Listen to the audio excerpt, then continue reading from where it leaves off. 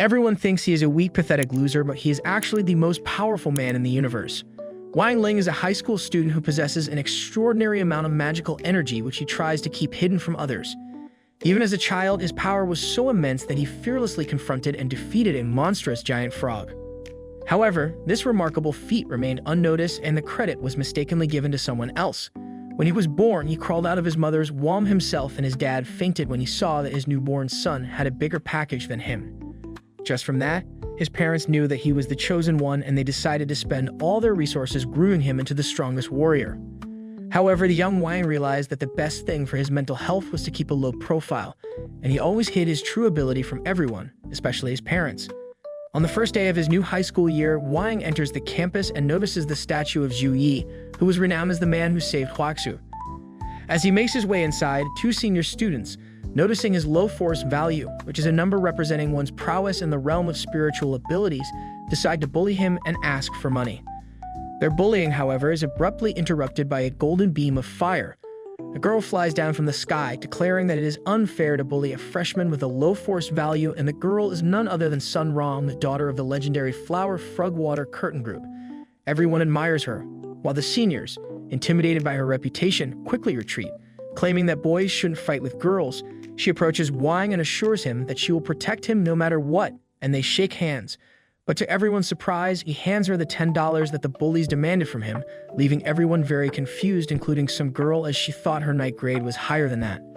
Later, Zhu appears in a hologram form and asks the students to gather for a spiritual force test to determine their class placement, and the students with excellent scores would be placed in class elite, while others would be in the ordinary class. As the test begins, the first student, Xuan, finds himself in a dark room with water on the floor, when suddenly a giant frog appears and the water begins to glow. The students watch the scene unfold on a large display from outside.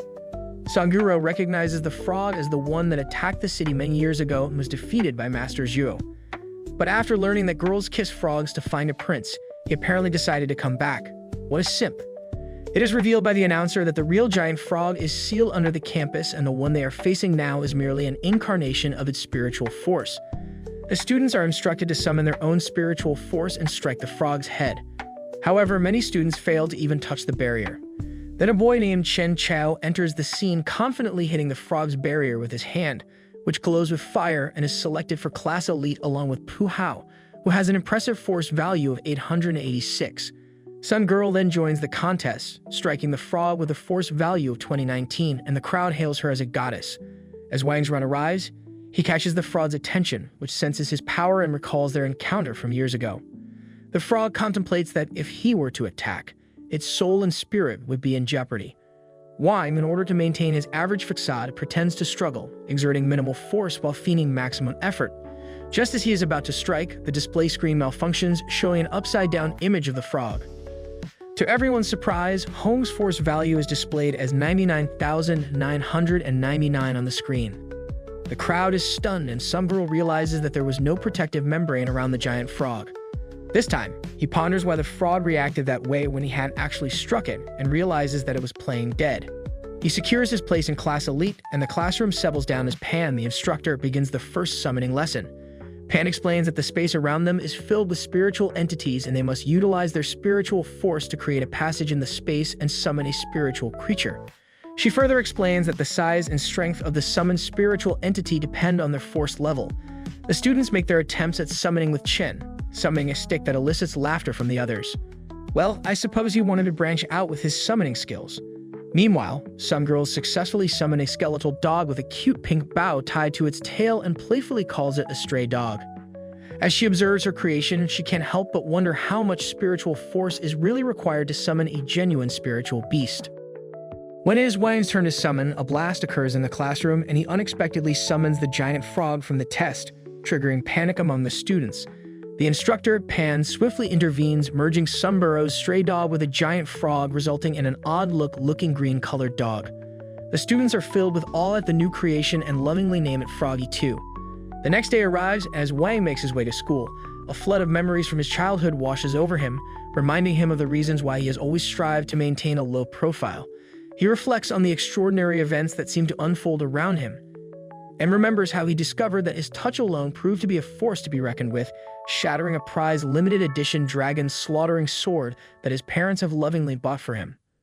Although he knew that his mother had actually purchased a counterfeit sword to prevent his father from wasting half of his hard-earned money, the extraordinary incidents continued to occur as he grew older, and on one unforgettable birthday, he inadvertently set the entire house ablaze while attempting to blow out the cannibals atop his cake.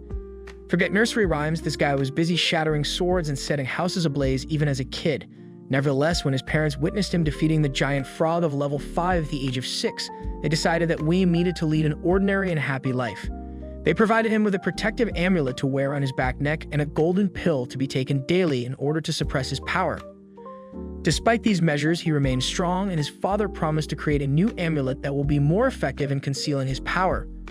Until then, Wang resolved to attend school and maintain the lowest possible profile, blending in seamlessly with the rest of the students around him. Upon reaching school, he finds Chen and Sun Rong locked in a fierce competition to become the class president. Sun Rong wails out her daddy's money in an attempt to sway voters by offering them free items from the canteen. Chen and his friend Gu criticize her for cheating. However, she views it as an opportunity to showcase her talents and charm. Nobody accepts the free gifts but one who is driven by his insatiable craving for free crispy noodles. He accepts her freebies and promises to vote for her, and the rest of the sheep will follow him. Shaijin manages to win over Chen and Guo, but that is just prep work. Her real trick is using her special ability called Art of Seduction, which makes anyone indebted to her unable to oppose her. Everyone is marked by the forbidden Ria's jutsu, except for Wang, who left the scene the moment he got his noodles and gave her bodyguard a golden pill to give to Sun Rong as a repayment. Later in the classroom, the fat teacher Kang novices the mark over all the students, and he starts a lecture on the ancient art of spiritual seduction. He says that it works when someone takes a gift from the spellcaster who uses hand seals and a spell to make everyone into their fans. Wang has also realized that the teacher is targeting Sun Rong, but thankfully he returned her favor through the golden pill, so he is safe from her charms. He keeps staring at her, and Sun Rong thinks he is interested in him. Wang signs that the noodles he got from her were delicious, but she misinterprets him and thinks he is asking her to eat the golden pill he gave her.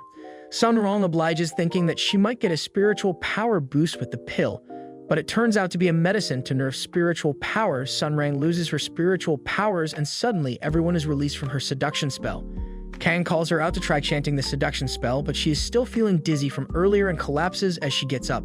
Luckily, Wang saves her, and then the teacher asks him to chant the seduction spell, which is super effective on Sun Rong. After that, the election for the position of class president is held fairly, and Chen wins it.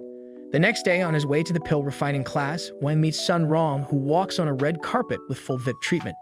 He notices a magical sign on top of her head and realizes that he had inadvertently used the seduction spell on her.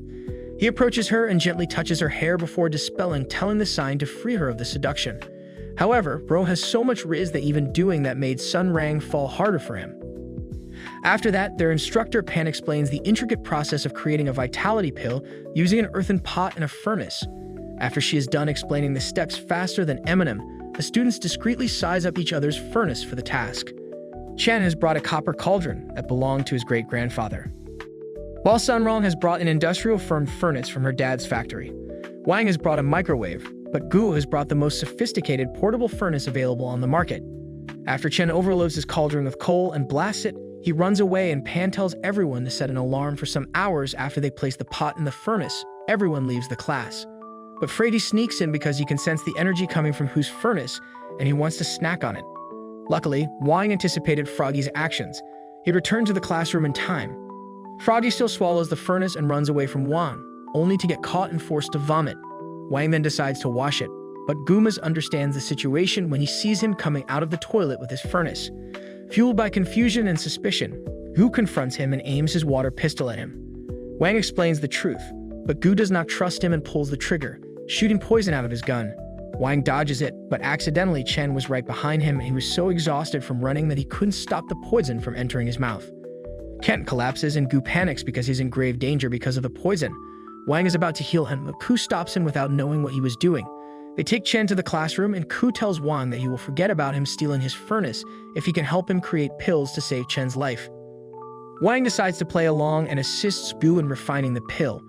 But as the plus-size boy is panicking that they might not make it in time, Froggy attempts to snack on the furnace once again. Reacting quickly, Yu uses a spell that causes Froggy to emit spiritual energy before being flung away. Yu is astonished that the heating process of the furnace seems to have gotten faster, and they run a few experiments using Froggy's power before he confesses that he can manipulate the flow of time with his spiritual ability. Using his abilities, Yu and Wang speed up the pill refining process. They feed a pill to Chen to help him recover, but then they hear the sound of the instructor and other students coming back to the classroom. Pua leaves to stall them for time, but he isn't much help and Miss Pan barges into the class. To his surprise, everything appears normal, and on top of that, Pan retrieves a golden pill from his furnace and gives him a full score in her class. She then goes to Wang and finds that his pill is broken and charred, and she scolds him for doing a poor job. Go is moved because he thinks that Wang gave his golden pill to him and pledges his undying loyalty to him.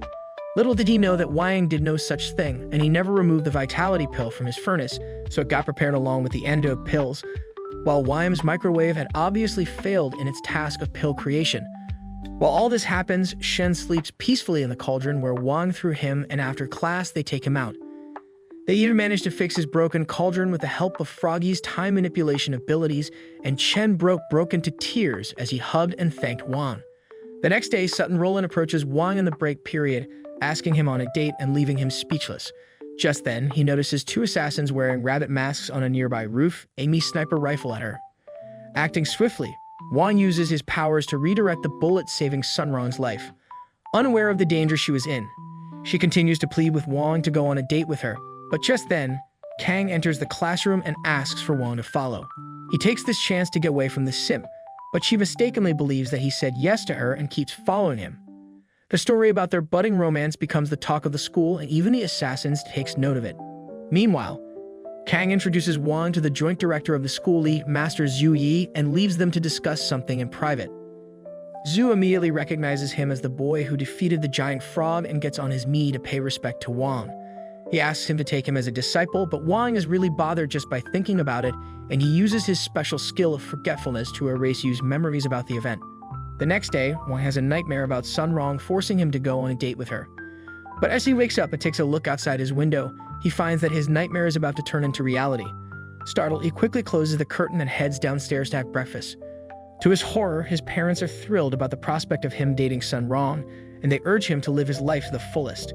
They proudly show him the high-end nutrition pills that Sun Rong gave them and virtually sell their son to a young sugar mommy. He gets into Sun Rong's car reluctantly and secretly wishes that the assassins from before show up. Now she informs him that they are heading to an amusement park called Heavenly Paradise, which happens to be her family's real estate project that her grandfather built exclusively for her. Inside the park, they visit a giant statue face, which is said to predict the future of the relationship between those who put their hand in its mouth. Sun Rong, believing in the legend, convinces Wang to try it. However, just as they approach the statue's mouth, he notices the two assassins who had been following them. Here, one assassin quickly draws his guns and fires, but Wang manages to catch the bullet in his mouth and spit it back at him to send him flying. Sun Rong misunderstands his reaction and thinks he was smiling at her, so he wipes out her memory and that of the guide.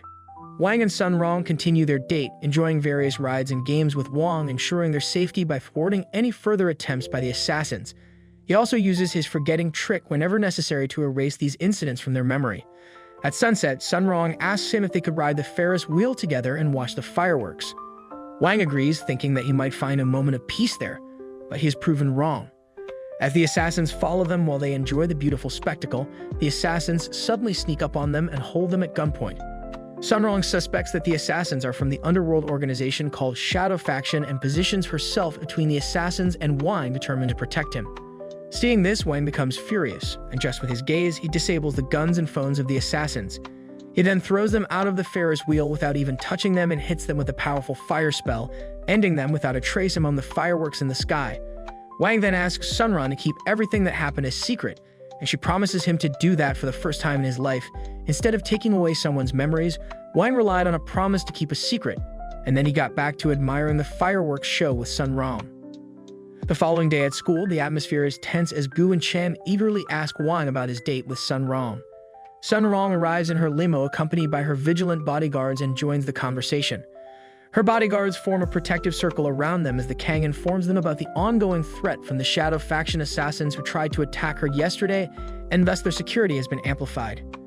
Sun Rong claims that she didn't see any assassins, and just then, Shu arrives and claims that he took them out before they could do anything. Yesterday, after Sun Rong returned home, Wang used his partial forgetting trick on Zhu to make him remember himself as the hero who stopped the assassins. Shu then informs everyone that a shadow kill order has been placed on Sun Rong and soon many strong assassins will come after her. He explains the heightened security measures implemented to protect Sun Rong, such as armored soldiers at the gate and various levels of security within the building. Zhu instructs everyone to gather in his office, which is equipped with a powerful protective force field. Additionally, he mentions that the special forces will patrol the area with their magical flying swords to prevent distant sniper or aerial attacks. However, the assassins bypass all their security measures, and the first one sneaks into the school building through an underground tunnel. The man is the number 3 assassin of the Hammer team, and he uses a toy hammer to knock out all the ordinary guards stationed around the school. Zhu and Kang notice him before he breaks the surveillance camera with his chicken hammer. They immediately start changing their strategy and assure the students that they won't be harmed by the assassins. But the students don't pay them any attention. They are too busy scrolling TikTok and chatting about the date between Wang and Sun Rong yesterday. Meanwhile, another assassin, the second member of the Hammer team, has entered the building too. He takes out a bunch of elite bodyguards using poison gas and heads towards Zhu's office, only to be taken by surprise when Kang attacks him. Zhu and the students watch the battle unfold on a screen from inside the office. Meanwhile, Wang finds himself craving crispy noodles and places an order while watching the fight between assassin number 2 and Kang. Kang successfully avoids the assassin's traps and crushes his spike hammers with ease. Just as the assassin tries to make his escape using a poison gas burst, Wang knocks him out by simply opening the door in his face. He immediately apologizes and goes to pick up his food delivery while Zhu reassures the worried Sun Rong that he will be alright. On his way to receive his order, Wang encounters the leader of the Hammer team, who is hiding using his power of invisibility and gathering energy into his massive hammer. He remarks that he found him, but while the assassin panics, it turns out that Wang meant that for his order of crispy noodles.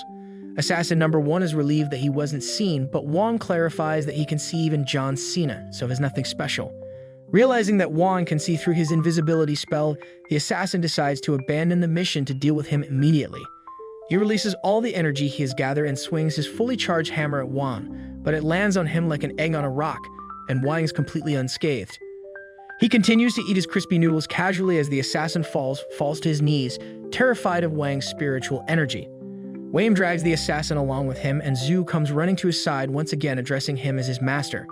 He uses the same old partial forgetting trick on him, making him believe that he was the one who defeated the assassin. The assassins are apprehended by the police, and everyone gathers around Zhu to praise him for his bravery, but they notice Wang in his arms, who seems to have been injured. Wang pretends to be sick after school and takes sick leave, remaining at home for 10 days. Sun Rong was so worried when he pretended to be sick that she set up a world-class medical pod to take care of him, and he spends all his time lying inside it. His mother shouts at him, urging him to stop pretending and return to the school. Now she brings breakfast and asks him to come out of the pod and eat. Just then, his dad shouts from downstairs that his friends have come to see him. Poor Wang becomes terrified and quickly runs back to the cabin, pretending to be sick. While his mother greets his friends who have brought flowers and gifts, Wang's mother kindly tells them it is not necessary and goes downstairs to prepare snacks. Who teases Wang for still being sick and introduces his pet bird, Birdie 2, which perches on Wang's healing cabin and repeatedly mocks him. Everyone laughs except for Wang, who silently curses the ugly bird. Suddenly, Sun Rong remembers that they left Froggy at the door, but Froggy comes in with one Wang's mom hose straight to Wang and starts licking his face. She thanks everyone for taking care of her son at school, and Sun Rong sees this as an opportunity to build a relationship with her future mother-in-law. She gives Mrs. Wang some elixirs along with some nutrition pills that she claims will boost Wang's recovery. She also presents an injection containing a chicken blood tonic for his full recovery. Wang's mother is sold just with these gifts, and she leaves, telling her son to treat his friends, especially Sun Rong, well. Sun Rong pushes Froggy away and sits down next to Wang. She asks him if he's feeling better as she takes out the chicken blood tonic injection and tells him that it is said to work miracles for recovery. Wang is terrified upon hearing this, and Chen comes to his rescue as he informs him that Kang gave wristbands to test the spiritual power of every student in their school, which is in Faction 60. He has brought Wang's wristband to allow him to test his spiritual power, but Sun Rong gets angry at this and argues that the spiritual test will require a lot of energy and Wang does not have to take it if he is not feeling very well. To avoid Sun Rong and her chicken blood tonic, Wang runs to Chen and grabs the wristband from him, announcing that he has recovered and can therefore test his spiritual powers. After that, Chen demonstrates that one should concentrate all their spiritual force into a sphere, so the wristband can measure the spiritual force. Ken's force power value comes to around 600 and Gull remarks that this value is not much different from the entrance test. He explains that this represents force outside the body, which is achieved by concentrating one's spiritual power and visualizing it externally. It requires persistent training and signifies the ability to manifest spiritual power in any shape, making one a true cultivator. Hugo then takes his turn and his spiritual power value only reaches 176, leaving him feeling ashamed. He attempts to jump out of Wang's window in embarrassment, but Chen saves him. Sun Rong then suggests that she should probably skip the test to avoid causing any damage to the bracelet. However, Gu and Chen point out that she only scored 2019 points in the entrance test, so her sphere shouldn't be big enough to do any damage. Sun Rong reluctantly agrees and takes the test, and to everyone's surprise, her spiritual power nearly blows away the room and she scores a remarkable 40-15. Her performance places her second on the list of the top 10 high school cultivators in China, behind only Tang Jing's from their rival faction 59 school. Now it's Wang's turn to take the test. As he wears the wristband, he considers leaking his spiritual force to score low on the test. Initially, he creates a small sphere thinking it will suffice, but even in that is too strong and everyone in the room is literally struggling to stay grounded. Wang quickly redirects his spiritual force to outer space, creating a gigantic spiritual force sphere larger than the Earth itself. Everyone wonders where his spiritual sphere went, and he received a score of null. That just means that his power was greater than what the bracelet could measure, and he takes the top spot among all the high school cultivators. His friends wonder how he can be placed on top of a null score, and Wang suggests that it might be a display error. Everyone leaves for home, and Wang hears Gu talking about hacking into the school system to alter his score. He gets a brilliant idea and calls Gu for help at night so that he can hack into the system to alter his score to 175. Gu agrees to assist him and starts hacking the system using a complex spell to predict the password. Surprisingly, the password turns out to be just 8 asterisk symbols. Gu spots Tang Jing's name in second place and replaces it with the name Birdie 2 because they had some history in the cultivator cram school. However, as Gu tampers with the system's coding, an alarm is triggered, and he quickly quits before he can change Wang's score, leaving him disappointed. Little did they know at that time that Tang Jing's and his friend from the 59th faction were also hacking into the system at that moment, and they are not happy that Gu followed their attempt by triggering the alarm. Tang is furious at finding his name changed, and he wants to teach a lesson to the students from the faction 60 school as he suspects them behind it. The next day, Wang is back at school having lunch with his close friend when the news program on the TV attracts their attention.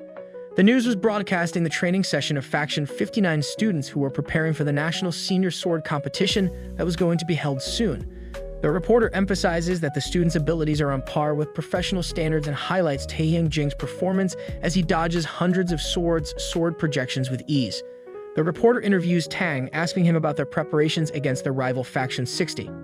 He confidently mentions that his teammates have undergone rigorous training for a month and they won't lose. The reporter then asks him if he has any messages for Faction 60. He acknowledges Sun Rong's immense power and expresses his eagerness to face her. However, when questioned about Wang, who was placed on top, his frustration becomes apparent and he sarcastically wishes Wang the best of luck before abruptly concluding the interview. Later that night, Wang and his friends are at their homes, unwinding after a long day. Suddenly, they receive an unexpected invitation to a chatting group from Kan, where he reveals that the 5 of them are participants in the upcoming national sword competition. Shockingly, they discover that Froggy, their loyal canine companion, has been included as the 5th. It turns out that Froggy took the spiritual force test and scored an impressive 5,000, surpassing even Tang and earning the right to participate.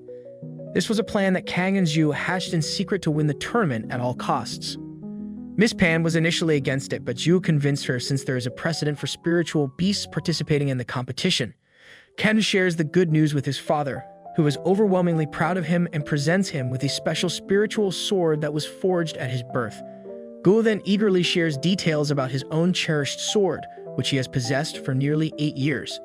The blade was forged using the teeth of a formidable spiritual beast, but he has not been able to unlock its sword spirit yet. Sun Rong joins the conversation through a video call and showcases her spiritual sword, Ocean. Kang is immediately shocked by the sword's blue color and realizes that Sun Rong has produced a sword spirit. It takes time and effort to foster a genuine connection with the sword to manifest its sword spirit, and the instructors in the group praise Sun Rong for that.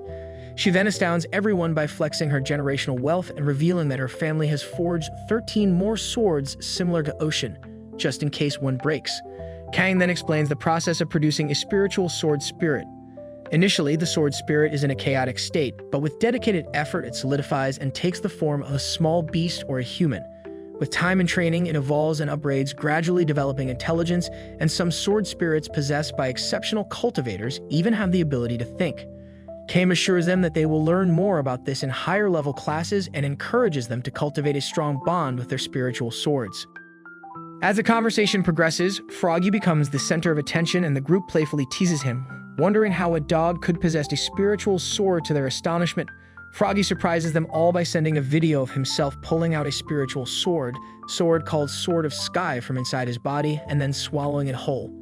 After that, all eyes are on Wang and his friends eagerly inquire if he too possesses a spiritual sword.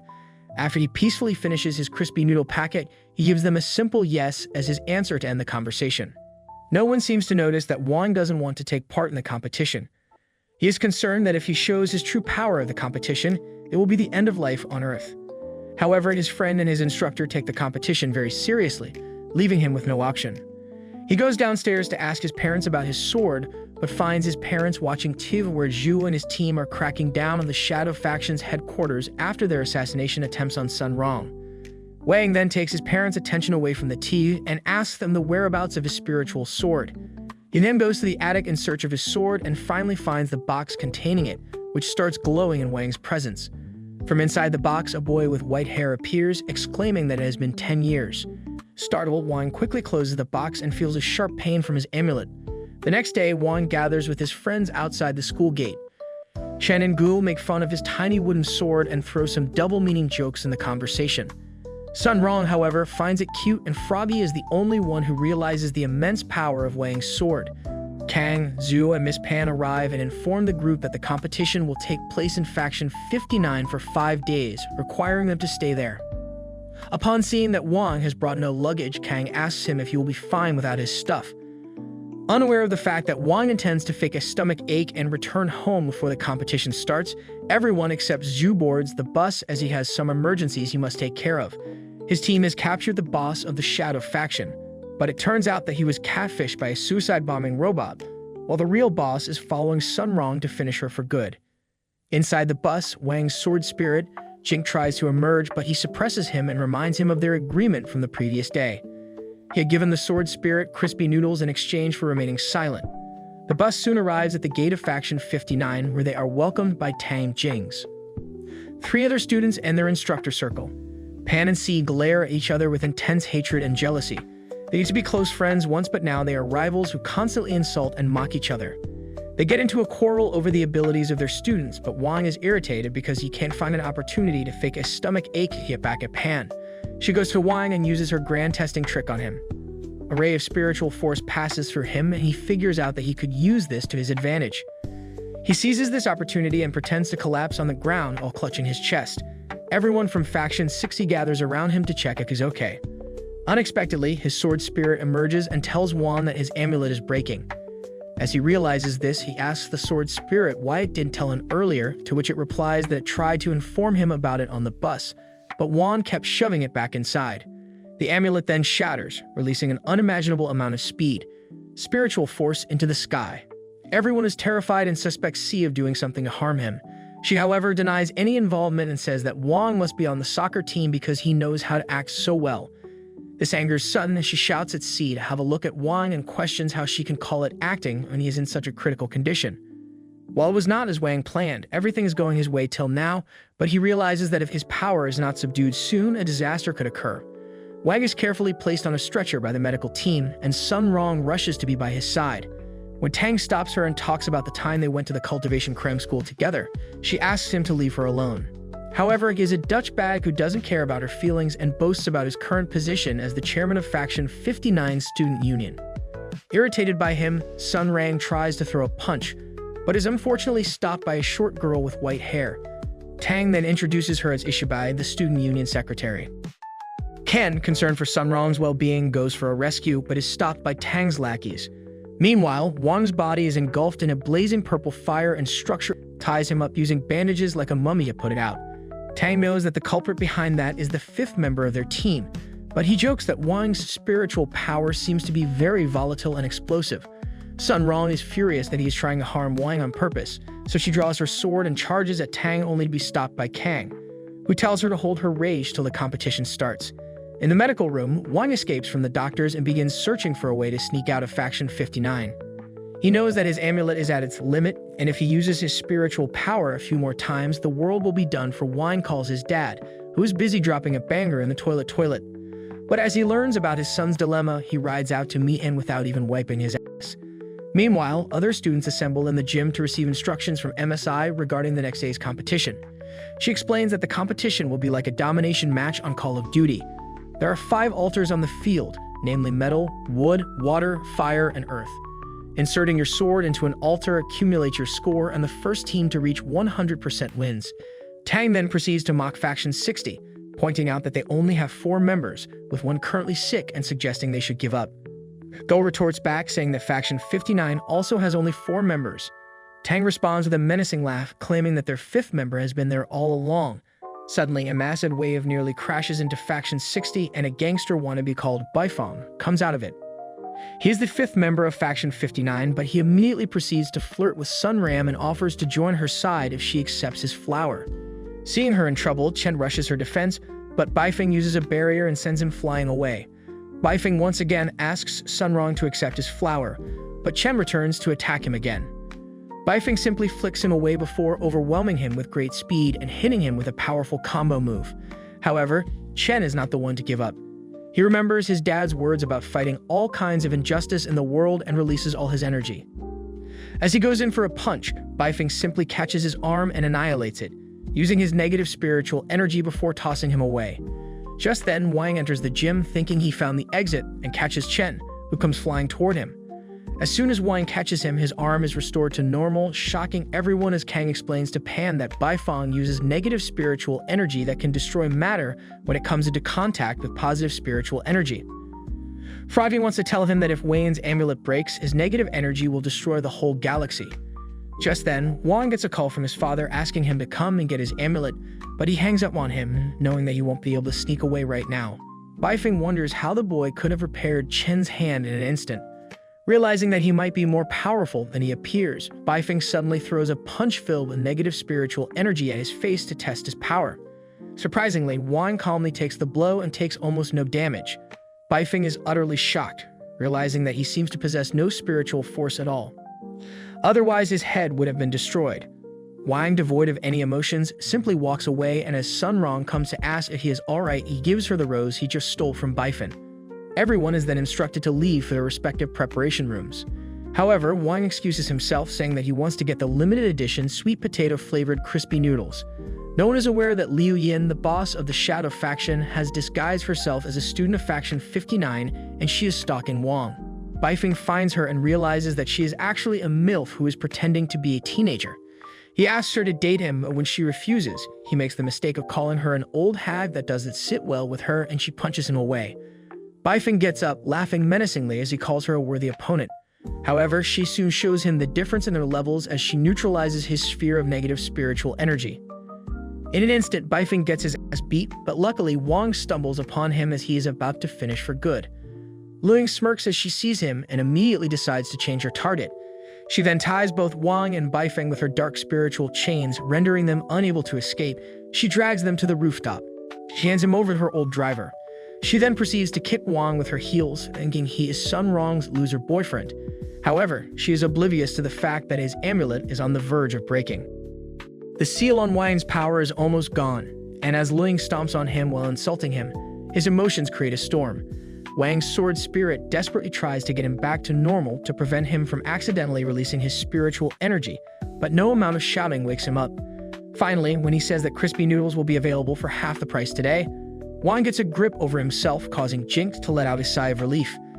Liu Yin then disguises herself as Baifeng, using voodoo, and proceeds to join the meeting of the students. Regarding the competition, she suddenly bursts open the door and announces that Wang has been kidnapped to force Sun Rong to take rash actions. Zhu Yi, who joined them anticipating that the enemy might plan something like this, asks if the kidnapper is a proved blonde woman. By doing this, he not only confirms that the woman is Jiang Luing, the leader of the Shadow faction, but also raises her up. Tang then asks Yixa to use her calculations, and she reveals that there is some strange spiritual force on the old campus. Sensing the imminent danger, Sun Rong's guards prepare to take her away to ensure her safety. However, she beats them down and declares that her family never backs down from a fight. She says that Wang is her most important friend and she will save him at all costs. The rest of Faction 60 joins her along with her bodyguards. MSG sends her students as well, but advises them not to participate in the fight as their primary objective is to assess their opponent's battle skills. Meanwhile, Wang Ling sleeps peacefully because now he doesn't have to worry about finding a way to avoid the competition. However, his peaceful slumber is interrupted when the driver announces that it's time to do his job and Bifeng starts crying for help.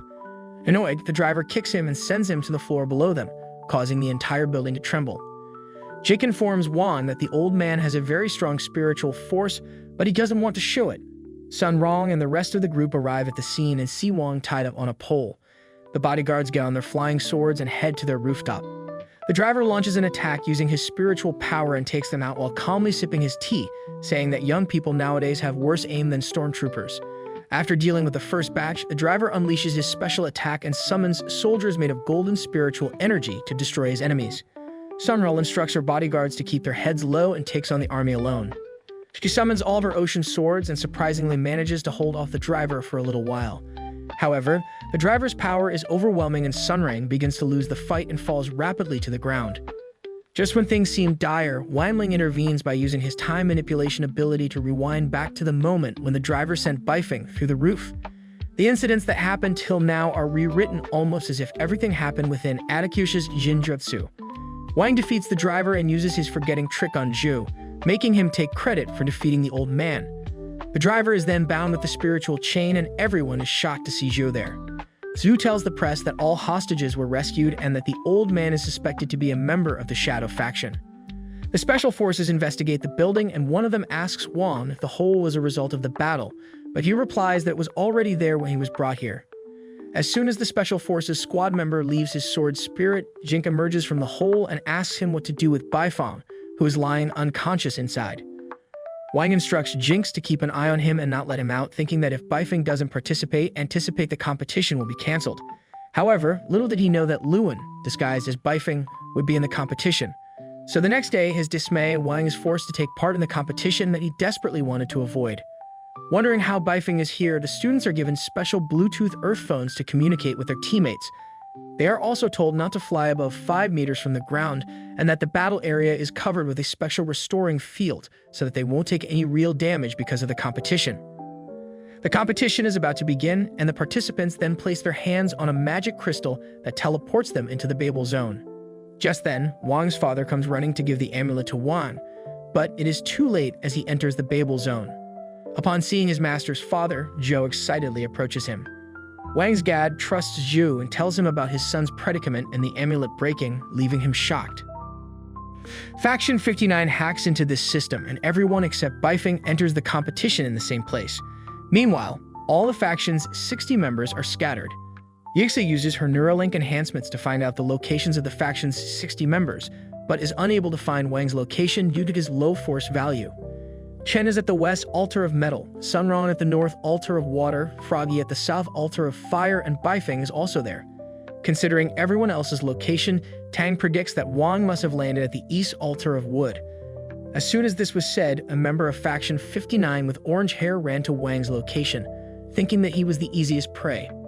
Meanwhile, Gu finds himself in the same location as Faction 59 and he is shitting bricks, fearing that they will find him. His cover is blown when Tang attacks, but cleverly, Gug has left a decoy in his place. Tang falls for the trick and stabs the decoy while Gug sneaks away. He is concerned that he only has 2 of his paper dolls left as decoys and the competition has only just begun. However, he has noticed the ginger guy going after Wang and he decides to follow him and take him down. Faction 59 then disperses to fight Faction 60 and succeeds in capturing the Altar of Earth. Upon hearing this announcement, Chen becomes concerned and rushes to capture the metal altar.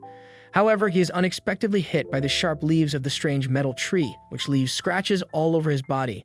Despite this, Chen pushes himself forward, but upon reaching the altar, he wonders how to capture it. Just then, Yisha appears behind him. Chen says it is beneath him to fight women, and he offers her to attack him 3 times to make it even. However, he is left puzzled when she claims to be done within a few seconds, but nothing has happened. He thinks she is mocking him, but suddenly he loses control of his body and starts hitting himself. This was Yisha's technique that released a spider web which messed with the target's nervous system and made them her puppets. At the altar fire, Froggy and Fong engage in a heated battle. As they exchange punches, Froggy absorbs Bifeng's negative energy, using it to empower itself. However, despite absorbing the negative energy, Froggy is ultimately defeated by Bifeng, who then successfully captures the altar of fire. Meanwhile, at the altar of wood, the ginger guy arrives and finds Wang lying unconscious on the ground. Considering himself lucky, he moves towards the altar with the intention of capturing it. However, Wang regains consciousness soon, and just as Ginger is about to attack him, Gu intervenes and strikes him with his special ability that lets him spit bars quite literally. They engage in a serious battle while Wang simply watches them, devoid of any emotions.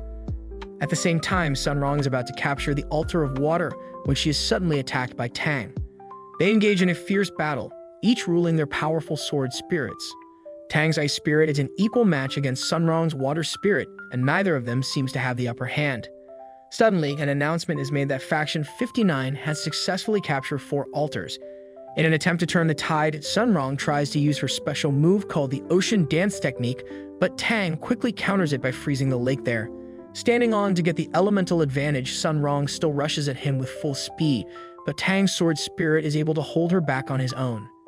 They exchange blows while flaunting their swordsmanship skills, but then Bifeng joins the fight at Tang's request.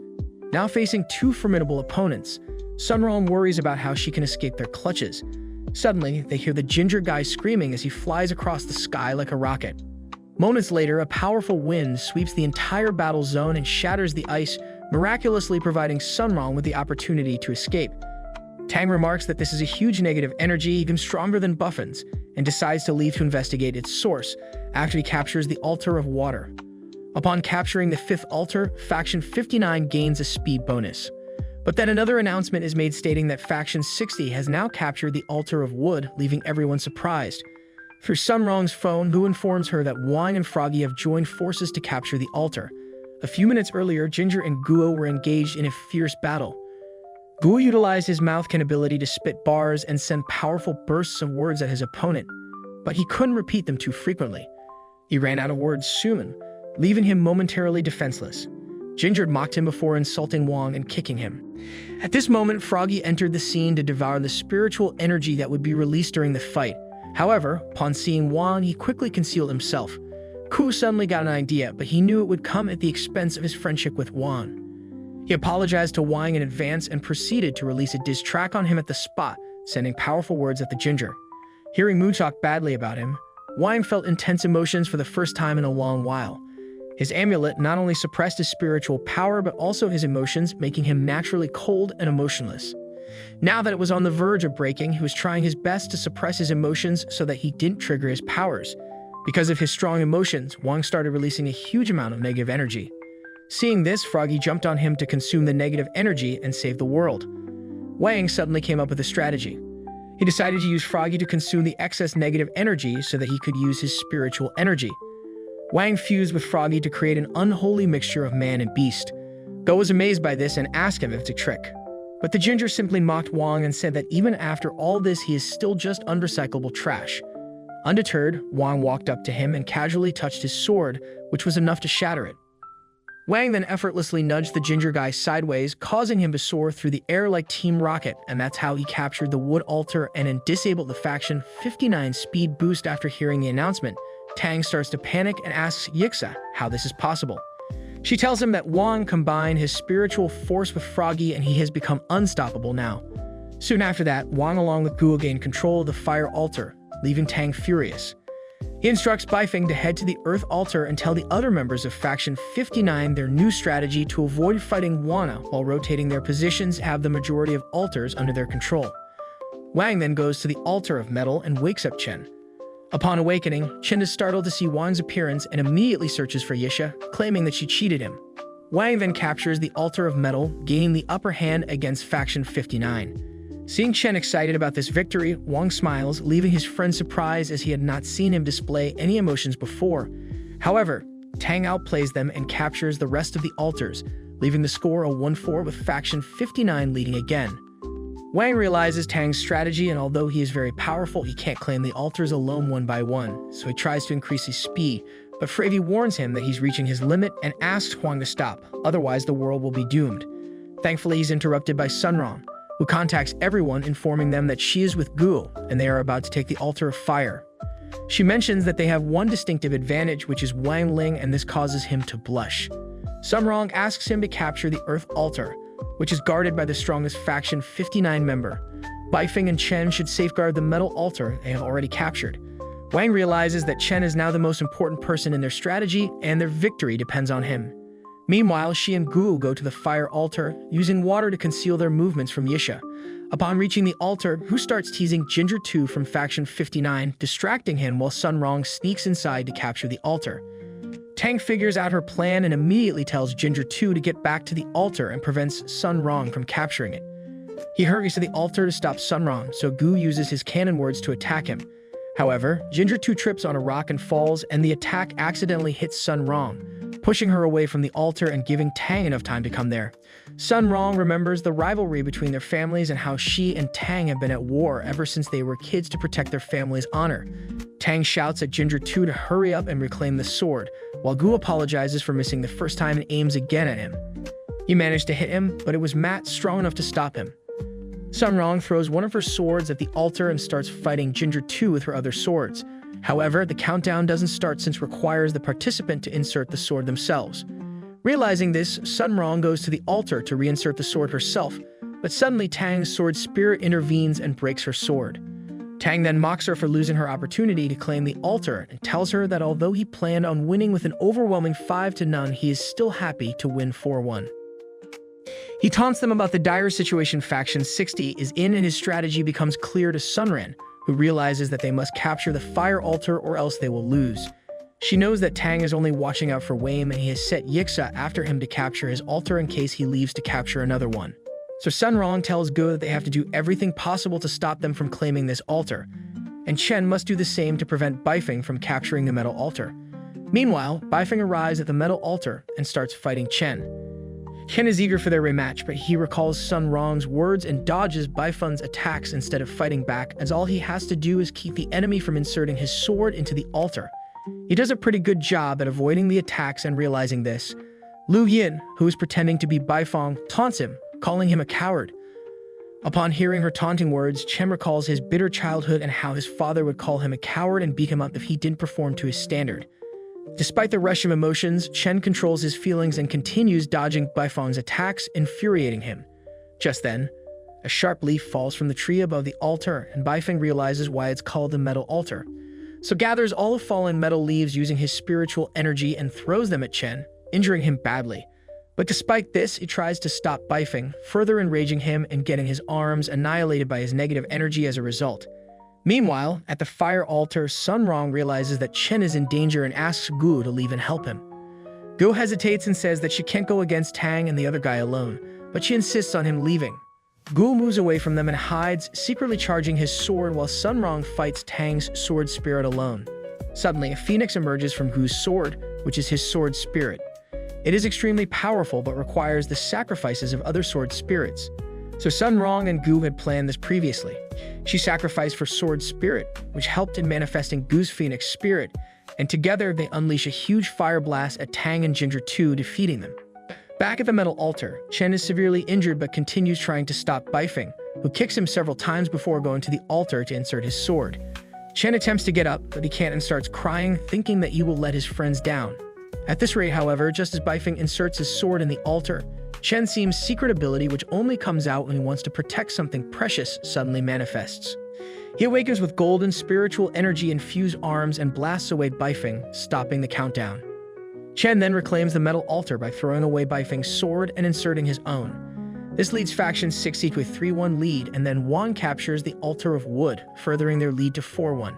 However, Lu Ying has had enough of pretending to be a stinky and edgy teenager, and she tears away her disguise and reveals her true self to destroy everyone. During a strategy session earlier, Sun Rong had suggested that even if she and Gu take the fire altar and Chen Qiu keeps the metal altar, they will still be unable to catch up with Faction 59's progress. Therefore, in order to secure victory, they must use their secret weapon, Wang Ling. Using the chaotic battles on the altar of fire and metal, they plan to distract Yisha. At that moment, Froggy and Wang unlink their spiritual connection, allowing Wang to reach the earth altar without alerting Yisha due to his low force value. Everything goes according to Sun Rong's plan. Yisha is shocked that they are losing the competition more than the fact that Tang was defeated. She was wondering who could have reached the wood altar. Since Wang is still at the water altar, suddenly Froggy decides to reveal his identity, which startles Yisha. She tries to control Froggy with her spider web, but it doesn't work on him because it only works for humans and not spiritual beasts. Also, the web gave away Yisha's location to Froggy, who leaps on her and intimidates her with his horrible form. Meanwhile, Gu tells Sun Rong to go check on Wang at the earth altar.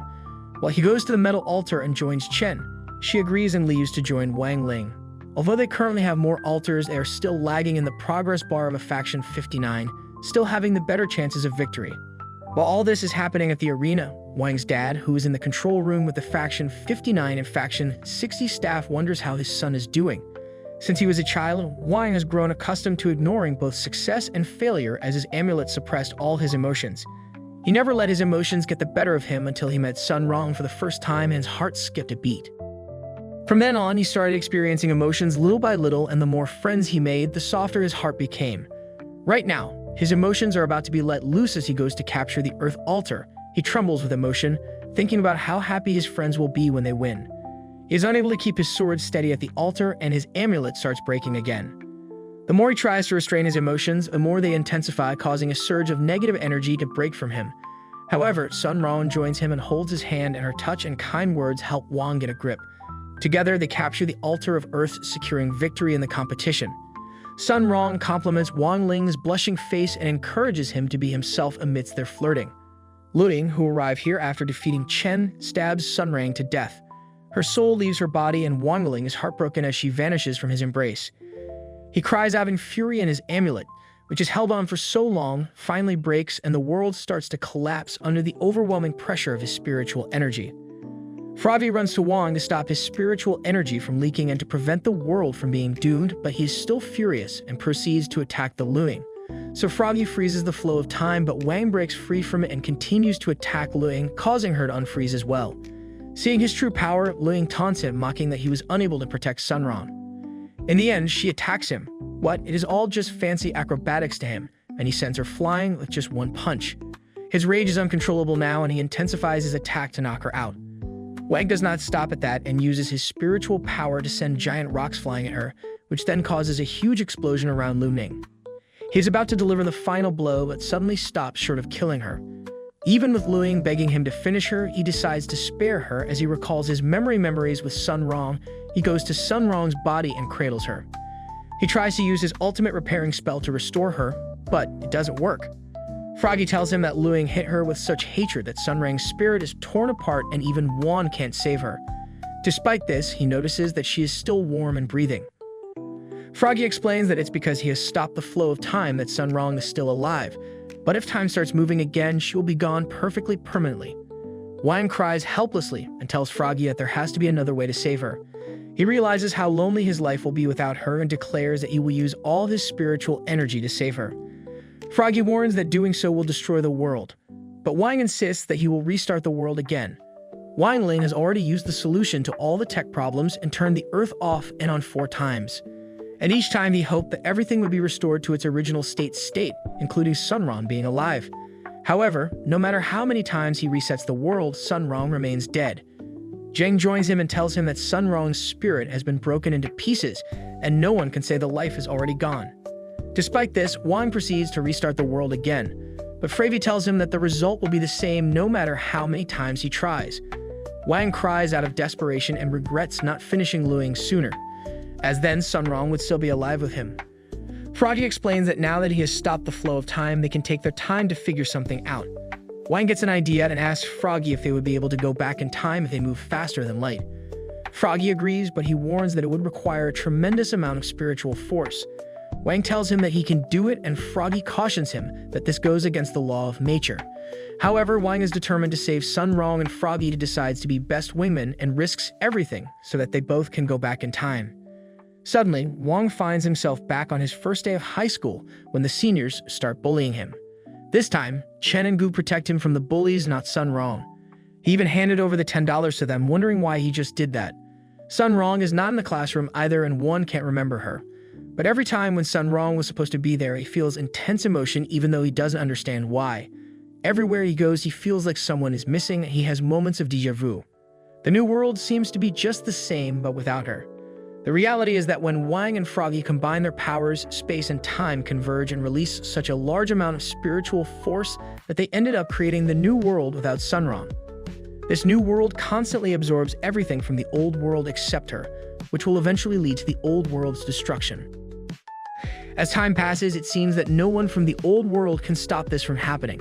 However, just when it appears that nothing can prevent the destruction, Sun Rong's soul enters the underworld. The ruler of the underworld is shocked to hear her name because she has the same surname as her master.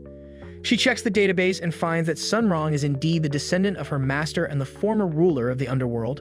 What is more, she realizes that her boyfriend is so upset with her death that his actions are threatening to destroy the world.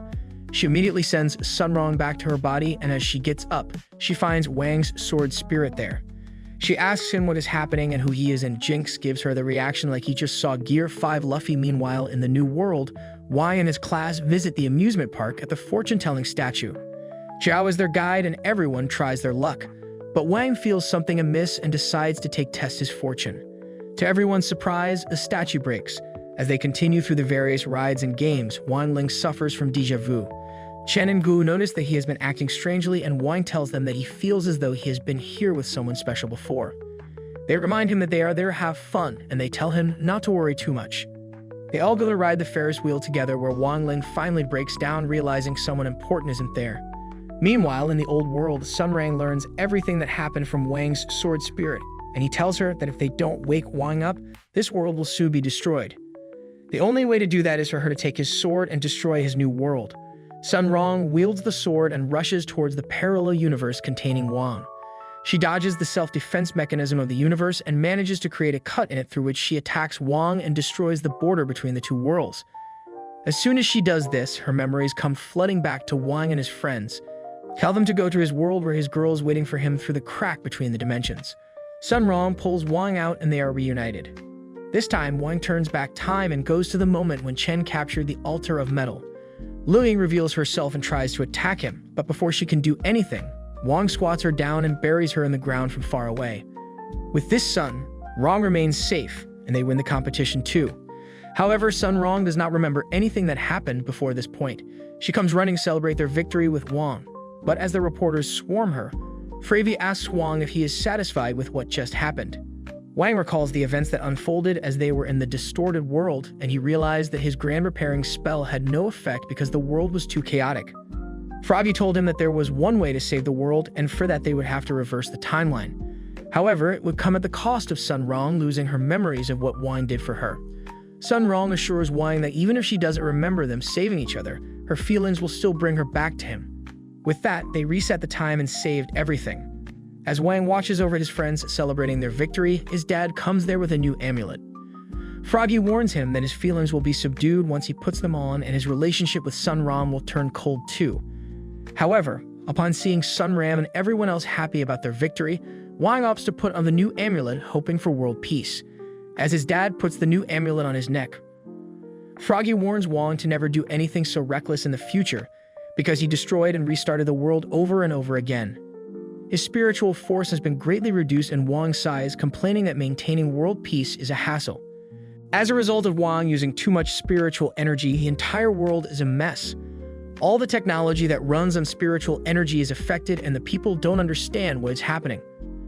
Also, events like the National Sword Competition that consumed too much spiritual energy needlessly have been suspended.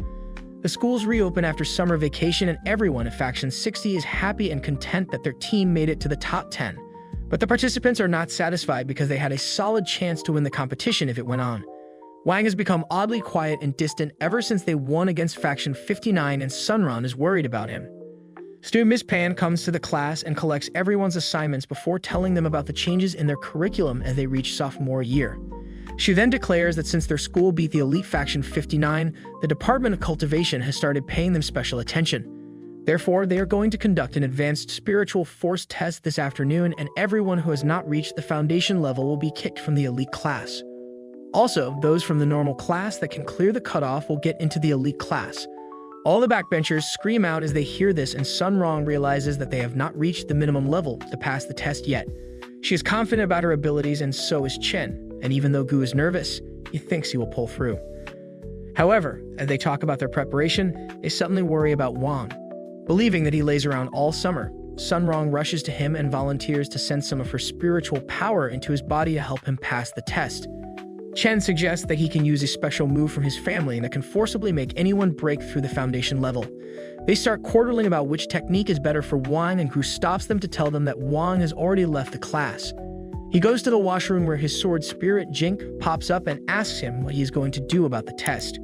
Wang feels that it will be difficult to conceal his abilities, but then Jing hides. As Gu makes his entrance, he reveals that he has found a secret method to create a special pill that can boost the user's spiritual energy for 1 hour, using which they can temporarily reach a foundation level. He suggests Wang help him create the pill like an old time so that he can pass the test. Wang has figured out his true intentions and asks Gu if he has broken through the foundation stage yet. Gu replies that he got caught and then starts crying and begging Wang to help him because he lays around all summer. He claims that if he doesn't pass the test, his parents will demote him to being homeless. Well, Wang doesn't mind some occasional mischief, so he and Guo reach Froggy and stare menacingly at him to help with their pill refining plan. Meanwhile, Kang has finished setting up the test apparatus in the field. He then explains the procedure for testing if they have crossed the foundation stage or not. Kang tells everyone that they will have to stand in the center of the test formation and then concentrate their spiritual power just like him. The formation will measure their spiritual power and create a thundercloud of them. With corresponding power, the cloud releases a powerful thunderbolt that hits Kang, creating an explosion and releasing black smoke. He then tells the students that they will have to go through the same process, and to pass the test, they must endure the lightning strike. The students panic upon seeing the test formation in fear that they will lose their lives if their body is not strong enough. Kang tells them to rest assured because modern cultivation is safe and they won't die because of the lightning. In case anyone gets severely injured, they have an ambulance on standby. That is not much assurance to the students, and the first person to take the test gets fried immediately. Sun Rong and Chen are watching the test too, and Sun Rong wonders where Wang is. Chen tells her that he's with Guo, and they don't need to worry about them since their class will take the tests last. It seems that Miss Pan has noticed the two boys missing, and she goes to the lab where Wang and Guo to finish the prep work, and now they are only waiting for the cooking to be complete. They suddenly hear footsteps, and Gu panics that Miss Pan will find them. Wai has an idea, and he drenches themselves in water, and Pan finds them shirtless in the lab. She decides to give them a moment of privacy, but then bursts into the room saying no homo. She asks Gun what the hell they are doing here. And Gu says that they fell in the pool, so they came here to dry themselves up. Pan asks him about the furnace next, and Wang commands Froggy to distract her. Froggy pounces on her, and using that chance, Gu quickly takes out the pills from the furnace. As Pan smacks some manners into the dog, she goes to the furnace and opens it only to find some smelly socks inside. She is furious and shouts at the two boys before leaving the lab. Wang is relieved that they were not caught and asks Guo where he hid the pills. He regretfully tells him that he hid them in his stomach moments before going Super Saiyan. The energy from the pills starts overloading his body, and he starts swelling to humongous proportions. Wang hits him and releases all the air inside him, knocking him out in the process. Gu wakes up right as it is his turn to participate in the test. He is still processing what happened when he hears Kang call his name and declare that if he doesn't take the test, he will fail by default.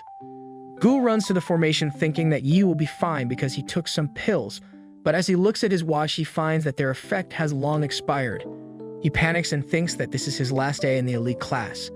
However, as he gathers his spiritual power and survives the lightning, he realizes that he made it through somehow. It was actually Wang's hit that pushed Gu through the bottleneck and made him break through to the intermediate foundation phase. Next up is Wang's turn, and Gu worries about him because he denied he is Pillow. Kang gives him a safety helmet because his spiritual force value is too low, and his friends are also worried about him. Wang stands in the middle of the formation and starts focusing on his spiritual power. Senk pops out and tells him that the formation has a fatal flaw because it was designed with only normal humans in mind. The clouds that gather over Wang cover the entire city and constantly launch powerful lightning at him. While the thunder clouds have an upper limit for the voltage, there is no time limit, and Jink tells Wang that the lightning will continue until all the spiritual energy around them is absorbed by the formation. Wang doesn't feel the need to worry, but Sun Rong is terrified that he might not survive the lighting. She rushes in the formation and starts plugging out the formation with Kang's help, and his other friends join them too. However, they cannot pull out the giant ass plug, and the spiritual energy around them starts vanishing quickly. Wang realizes that they need to stop it soon, and he tosses his sword to Sun Rong. As soon as she holds it, she finds herself in the distorted world where she and Wang save each other. He tells her to use the sword to cut the wire safely since wood is an insulator, and she agrees. With one swift strike, Sun Rong cuts through not only the wire but also the ground, the sea, and the clouds. That was all thanks to Jink's power, and Wang comes out of the formation and hands his safety hat to Kang as he asks him if he passed the test. Kang is left speechless because Wang is completely unharmed after taking such intense lightning. While everyone is busy wondering how the device just malfunctioned, no one seems to realize that Jink used too much power in the last cut and accidentally opened a crack in space. Through the crack, the spiritual energy of the earth flows into the demon realm, and the demon emperor who rules the place seems to have noticed it too. He summons his counselor and asks him the reason behind the anomaly he feels in his dimension. The counselor tells him that a crack has opened up in space connecting to the earth.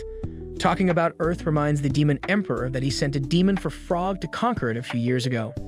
His counselor says that they indeed sent a ferocious demon frog who was at the level of a demon king to conquer Earth, but they never heard from it again.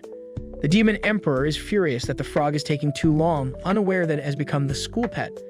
He also feels that the spiritual energy of his dimension is going towards Earth through the crack, and the counselor cannot believe it.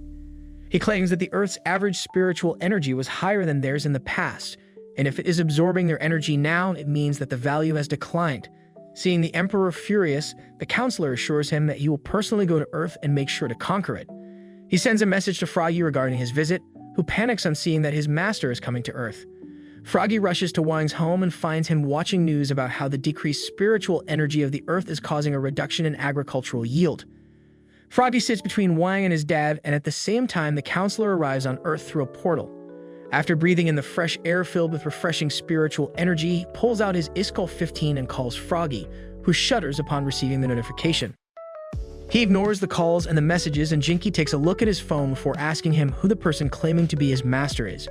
Froggy reveals that the counselor is the embodiment of all the wisdom of the demon realm. He is an immortal demon as old as the universe itself, and he serves as the teacher of budding demon kings. Froggy exclaims that he spent a long time under his guidance, and that was the worst time in his life. Jake realizes that he is so afraid of the counselor that he came here to hide. Soon, Wang's mom serves dinner and everyone sits down to eat. Wang's dad is working on some new amulet that will make Wang more expressive, and he wants Froggy to help him with that. Wang's mom complains that he better succeed because the cost of spiritual ingredients has been too high recently.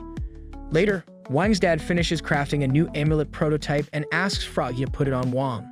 The moment he removes the old one, they work and sink and press some acupressure points to calm Wang's energy as they exchange the amulets. It is a success, but then Wang starts speaking gibberish, making his dad realize that Froggy messed up and put the amulet upside down. Wang's energy is about to explode because of this small accident, but before it can destroy the world, Frabby takes action and bites him, absorbing all his excess energy. After that, they put the amulet correctly, and soon Miss Pam pays their home a visit. The new amulet starts showing its effects immediately as Wang cordially greets her and welcomes her to his home. Miss Pan is here to complain about his poor performance and lack of enthusiasm at school, but Wang's mom is happy as long as her son can enjoy his school life normally. However, because of the new amulet, Wang has suddenly become full of energy like he drank 100 Red Bulls. He completes all of his pending assignments instantly and even presents the pills he refined previously. On top of that, he uses his power and gives life to some pencils and erasers, making them follow his command. Miss Pan has nothing else to say since Wang successfully did something other students were struggling to do. Yet she tells him that only one pencil and eraser will be enough to prove that he has learned it, and with a snap of his fingers, Wang takes away the life from the remaining objects. While Pan praises him, his parents are discussing what's happening. Wang's mom wants to know what was in the amulet, and his dad remarks that he might have become aggressively outgoing as a result. He asks his wife to distract the teacher, while he makes amends to the amulet. Wang's mom offers to show Miss Pan around the house and drags her along while his dad and Froggy once again start working on exchanging the amulet. This time, Wang's dad has adjusted his expressive nature perfectly and Wang speaks like normal people do. However, he still feels that something is odd, and just as he says that, the objects in their living room start shaking. As Wang's mom comes down from her home tour, she is shocked to see that all the household items in the room have suddenly gained sentience. She can't let the instructor see this, so she takes her away, claiming that she needs to talk to her in private. They go upstairs, where Miss Pan learns that both of Wang's parents are weak cultivators and Wang never had any friends till he reached high school. She is touched to learn his story while he is using Froggy as a spiritual shotgun and hitting these sentient objects to turn them normal again. After he is done turning everything back to normal, Froggy is burned out and so is Wang's amulet. His dad wants to fix it using Froggy's help again, but he can't focus on anything because he suddenly feels his master's presence. Until now, he was hiding his spiritual energy to prevent being detected by him. But since he used it just now, the counselor has located him. Froggy shudders as the counselor teleports in front of Wang's home. He feels like his spirit is leaving his body. Meanwhile, Wang's dad panics because the amulet is about to malfunction, and to prevent an explosion, he decides to forcibly remove it. Just as he does that, an intense surge of spiritual force is released from Wang's body. Coincidentally, the counselor opened the door to their house at that exact same moment, and he got hit by the spiritual beam that was strong enough to instantly melt a nearby hill. Wang feels relieved as all the excess energy is released from his body and he turns perfectly normally. By the time his mom and Miss Pan come down, Pan bids everyone goodbye, remarking that she has learned that good grades are not everything in life and telling Wang that he should try his best without overexerting himself. She leaves with that, and soon after that, Froggy comes back to his senses as he thinks that everything is fine now. He finds his master's crown beneath his feet and realizes that he met his unfortunate end because of Wang's immense power. A few days later, Hu shows his friends a picture of the world's best assassin who suddenly went missing 10 years ago. He claims that there is an interesting story behind it, and the assassin, codenamed Idler, was on a flight with his girlfriend when suddenly their sword plane was struck by severe turbulence and exploded. He was sucked out of the plane, vanished without a trace after that day, and has never been since. After that, Chen asks if he died, but Gu doesn't believe that. He claims that Idler survived the crash and he has been living in seclusion ever since. On top of that, he has heard rumors online about his girlfriend Yu, who was presumed dead, being spotted near their school. Trista and Miss Pan comes to the class and tells everyone to go back to their seats. She then introduces a new addition to the elite class, who performed really well in the last spiritual force measuring test. As a nerdy girl wearing thick spectacles enters the class, Wang suddenly recognizes her as the girl he saw in the parallel world without Sun Rong, and even Jinx seems to recognize her. They keep staring at the seemingly shy and timid girl, and Rong mistakes for him looking at her after that. The new girl introduces herself as Lin Xiaoyu, and Pan tells everyone to get along well with her because she comes from a really poor background. Later that day, Wang and his friends keep talking about the story of assassins in the washroom. Hu claims that the current leader of the Shadow faction, Liu Yang, is being held under their school. Chen remarks that it won't be difficult for someone like her to escape, but Gu says that if they can trap the demon frog under their school for a decade, they can hold Luing for some time as well. Just then, they see the assassin King's girlfriend Yu walking in front of them, and Chen immediately gives chase, with his friends following him. They follow the girl into a storeroom and find that it seems empty at the moment, but someone definitely lives there. They sneak around to find any clues for a while when suddenly they hear someone coming in and hide under the table. One who enters the room is Ling Xiaoyu, and as she starts undressing, Gu and Chen freak out and come out from under the table. They get labeled as great perverts, and Lin confronts them. Chen explains that they were just looking for Yu, but Lin doesn't believe him and throws a broom at him. It hits the statue behind them and activates a hidden switch in its head, which opens a trapdoor beneath them. The three of them fall down, and Wang calmly follows them. Meanwhile, Yu has reached the prison where Luing, her younger sister, is being held. She is relieved to see her elder sister and asks her to free her so that they can revive the Shadow faction she is in for the shock of her life. As Yu points her spirit bow at her, she tells Li Ling that she is a failure because she couldn't complete the mission of killing Sun Rong and shoots a warning shot that grazes her cheek before hitting the floor behind her.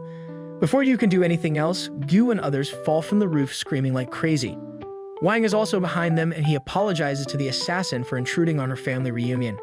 He then finds a safe room to land and creates a pool portal, leaving all of his friends there.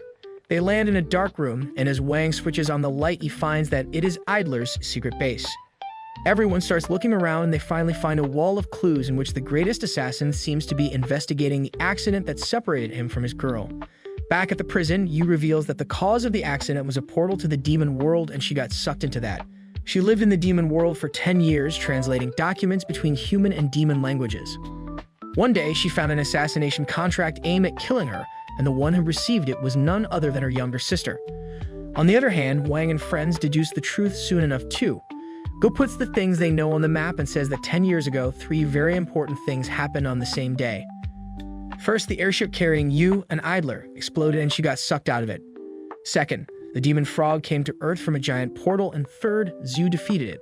Suddenly, everything starts making sense to Wang as he remembers the incidents of that day. After he kicked the demon frog, the spiritual cannon it was charging was shot abruptly and caused great destruction, which hit the airplane carrying Idler and Yu. He had seen the airplane fall uncontrollably and tried to balance it with his spiritual force, but in doing that, Yu was sucked out of the plane because she was not wearing a seatbelt. The plane was brought to safety, but Idler could only cry for his girlfriend. After that, Yu went off the grid and holed up below the Faction 60 school to search for her. Everyone starts crying, thinking about the epic romance between the two assassins, but Wang only face palms at the entire situation. Right now, Yu faces Liu Ying, accusing her of causing the plane blast to get rid of her and overtake the Shadow Faction. Liu Ying replies that she had nothing to do with the blast, even though she was eyeing her position. Liu doesn't trust her and shoots an arrow aimed at her head, but Kang comes out of nowhere and stops it. He tells Yu that she is mistaken about the accident and reveals that he is her boyfriend, Idler. Yu starts smiling through tears as she remarks that he has put on some weight, and Kang tells her that he decided to stay at the school to search for her whenever he felt depressed about losing her. He ate all kinds of junk food to feel better, and now he has become like this. They are happy to reunite and share a romantic kiss, and Lu Ying screams that she would rather die than see such a sight. She yells at her sister to stop making her jealous, but Yu and Kang do not hear her, and they leave for their delayed honeymoon. Later, as Wang and his friends take the elevator to return to the surface, they run into Yu and Kang, who has kiss marks all over their faces. Wang takes one look at them, then at them, and finally realizes everything. Soon after that, Kang takes a class on how to properly care for one's spiritual swords. He claims that due to improper use, a spiritual swords may become blunt and slow to ride on, and that is why they will soon have an annual workshop on sword maintenance. Seng tells Wang that he has never been maintained since he was created, so he is looking forward to it. But Wang still can't get Lin out of his head. Later, as he is taking the train home with his friends, Sun Rong reveals that her sword ocean has been reforged, but her sword spirit has not yet revived after being sacrificed to bring forth Goose Phoenix.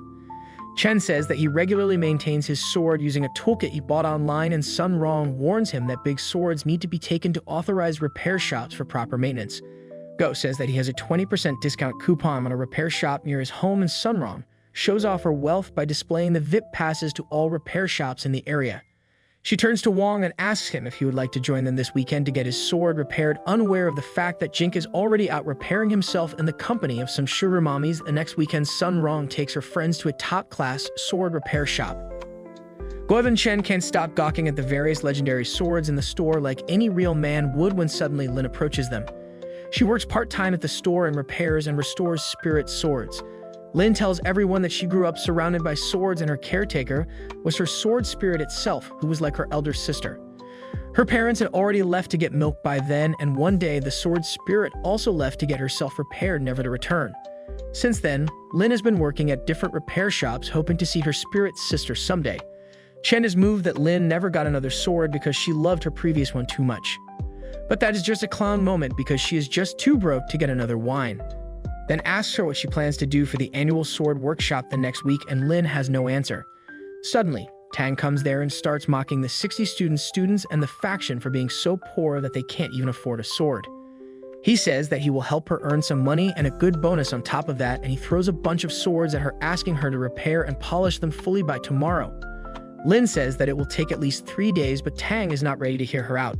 Sun Rong uses her VIP pass to book Lin for the day so that she can avoid being harassed. But she stops her, saying that she can complete the job if she works overtime. Lin says that she gets paid for each sword she repairs. She desperately wants money, and her body is not good enough for OnlyFans either. As Wei and his friends leave her, they complain that this was straightforward bullying. Sun Rong suggests that she can buy a sword for Lin so that she doesn't have to work so hard, but Chen thinks that it will not be good for her self-esteem. As they are discussing their options, Wang stops in front of the self-help forging area where anyone can forge a sword and keep it. He plans to forge a sword for Lin here, and everyone hails him as a genius. Lin leaves the store late at night and locks it, unaware of the fact that her friends have snuck inside. Sun Rong has gotten permission from the owner while Wang has prepared a design for the sword and everyone has decided to pitch in for the raw materials. Sun Rong reads the manual and suggests that they get the raw materials evaluated first. Hu places the fang of a beast he bought online on the scanner and learns that it is his level and material. He is proud of that, but Chen tells him to get aside as he places an action figure made from a meteorite on the scanner that turns out to be a level less material. Gu is shocked and asks where he got it from, and Chen replies that he stole it from his dad. Next up is Sun Rong, and she has brought a level as plus potion. The boys are amazed to see that, but she refuses to tell them where she got it from. Lastly, Wang brings out the crown and the demon counselor lying in front of his home. He doesn't even know about its value or origin, and as he places it on the scanner, the device reaches all the way up to level SSS, and then breaks because the crown is way beyond its capacity to measure. With that, they start working on forging the sword and throw all the raw material into the furnace. The next morning, as Lin returns to the store and starts her routine work, she finds her friends waiting for her. They present the wavy sword they forged for her, and Lin is moved to tears. Everyone thinks that she is crying because the sword is badly made, and they apologize that they could do better. Lin tells them that is not it, and she puts the new sword in the sheath of her old one, and it fits perfectly. Sun Rong realizes that Wang knew it, and that is why he deliberately designed the sword in this way. Lin is really happy to receive it and exclaims that it is the best gift of her life. Just then, Tang comes there along with the store manager, who follows him around like his pet dog. He mocks the ugly sword they made for Lin before using his Vit Pass to ask her to duel him to judge his sword's abilities. Sun Rong pulls out her Vit Pass too. But the manager rules in favor of Tang because the store is owned by his company. Chen tells Lin that she doesn't need to risk going against the asshole, but she badly needs the job and takes up the challenge to duel him. They go to the arena and Lin wears full body armor.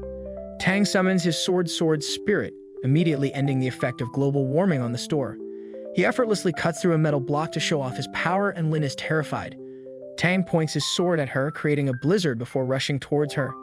She is terrified and instinctively blocks his attack with her sword, and then suddenly hundreds of demonic eyes start staring at Tang.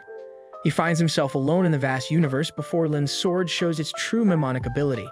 It shoots a curse at Tang's sword that spreads all over his body and starts sucking out the spiritual force of both him and his sword. He starts shriveling as his energy leaves his body. But then the door opens and something whizzes past them, breaking his sword and freeing Tang from the curse. At the last moment, Sun Rong and others jump to the arena to celebrate their friend's victory. And Wang summons Jink back to him, who was the one who saved Tang just now. Later that night, something strange happens at the school. A black boy fluid starts gathering and taking shape till it becomes the counselor, who is finally revived. He panics as he finds his crown missing, but then notices it hanging from the hilt of Lin's sword to take it back. The counselor attacks Lin and possesses her body. He goes mad with rage as he demands to know who the person was who took his crown of chaos and made it into a vulgar sword. He uses a special move called Soul Search and sees a collection of Lin's memories in which Sun Rong is the one who presented the sword to her. The counselor in Lin's body laughs menacingly and envelops her new body in a demonic aura. Apparently, Sun Rong's ancestor did a number on the counselor and on the demon realm as well, and now he plans to exact his vengeance. The next day, a festival called Autumn Reunion Day is being celebrated, which is pretty much the Valentine's Day of cultivators. People make talismans to gift to their loved ones, wishing for their wellness. Guo and Shan are spying on a couple when Kang arrives there and confiscates the talisman the girl was giving her boyfriend. Seeing this scene, Sun Rong starts wondering how she can give her talisman to Wang when suddenly Lin pops behind her. She suggests she break the rules and stay in the school at night alone with Wang and give him the gift. Then, meanwhile, Guo tells his friends about the mirror in the school basement, which is set to show the future on this night every year. Shen is excited to check it out, but when he learns about Sue's supernatural stories surrounding the mirror, like hearing the voice of a girl and seeing her come out of the toilet, he gives up quickly. Wang is ignoring them for the sake of his crispy noodles. When Sun Rong enters the classroom, pats his head with a ruler and Morse code, refuses to elaborate, and leaves. That was his signal for Wang to meet her at the school gate at night. And even though he doesn't understand it, his nosy friends figure it out for him. At night, Wang pays Sun Rong a visit at the school gate, but he is not alone. Guo and Shen tag along, and Sun Rong is not happy to have them. They decide to seek out the mirror that shows the future, and Chen gets scared of a passing cat. He tries to put on a brave face after that, but as he suddenly runs into Lin, he pisses his pants. Sun Rong reveals that she asked Lin to be their guide since she lives on the school campus. But Wang notices something off about her. Suddenly the ground starts shaking and they hear the scary laughter of a woman. They wonder what's happening. Unaware of the fact that it was all losing doing, she became Yondu from the Guardians of the Galaxy and controlled the arrow left behind by her sister and break free from her prison. Now that she is free, she wants to find an escape route, and luckily she sees a crack in the wall from which water is coming out. It leads her to the sewage system, and she climbs up the pipes. Around the same time, Gu and Shen are relieving themselves. They feel some vibrations coming from a toilet, and as soon as Gu opens it, a strong gush of water pushes him to the wall. Chen passes out of fright first, and then Gu follows as he sees a hand coming out of the toilet. Wang and the girls rush to help them upon hearing their scream. While Sun Rong wakes up Gu, Wang notices Ling escaping from the toilet, so he simply flushes her like the she is and sends her back to where she came from. It seems like she's borrowed someone's plot armor because she lands in Kang's secret base and finds an elevator. Meanwhile, Sun Rong places amulets on the faces of her unconscious friends while wondering what made them pass out. Lin suggests that they should continue their adventure, and Sun Rong thinks it is her chance to be alone with Wang. However, as he learns that Ling is escaping again, he decides to stop her first. He finds her at the elevator and sends her crashing through the floor. Sun Rong and Lin come running to find only a hole, and then Lin takes her leave to give the couple some privacy. Sank and Wang have both noticed the demon hiding inside her, but they want to be bothered just yet. Wang and Sun Rong walk around the school and finally arrive at the mirror, where she fidgets before giving him the talisman she made. However, just as she is about to give it to him, Lin arrives there and punches Wang across the hallway. Sun Rong doesn't understand what is going on, but then she sees Lin's reflection in the mirror and finds that she is actually a demon. She draws her swords to fight her, but the counselor restrains her instantly before telling her that the mirror is actually a gateway to the demon realm. He says that on this night he can open the door to the demon realm and take her there for vengeance. He inserts his hand in the mirror, and the moon and the rest of the world are suddenly engulfed in a red hue. The passage to the demon realm is open, and the counselor pulls Sun Rong towards him. However, Ling has once again come to the surface, and she attacks Sun Rong, declaring that no one can take away her prey. Suddenly, Wang unleashes his power and speeds across the hallway, saving Sun Rong from harm because he does not want to lose her again. Ling's attack hits Lin and expels the soul of the counselor residing within her. The demon is sent into the demon realm, and the mirror shatters along with the portal. Ling curses Wang, saying that he followed her plans once again, and in return, he sends her crashing through the building with a punch. He then lays Sun Rong on the ground and takes her talisman while smiling to himself. The next day, as Wang is busy listening to music, Hu shakes him and points out that Chen's father is punishing him. At the school gate, everyone is gathered to watch the drama, and they learn that Chen's spiritual level has fallen because he is watching too many Twitch live streams.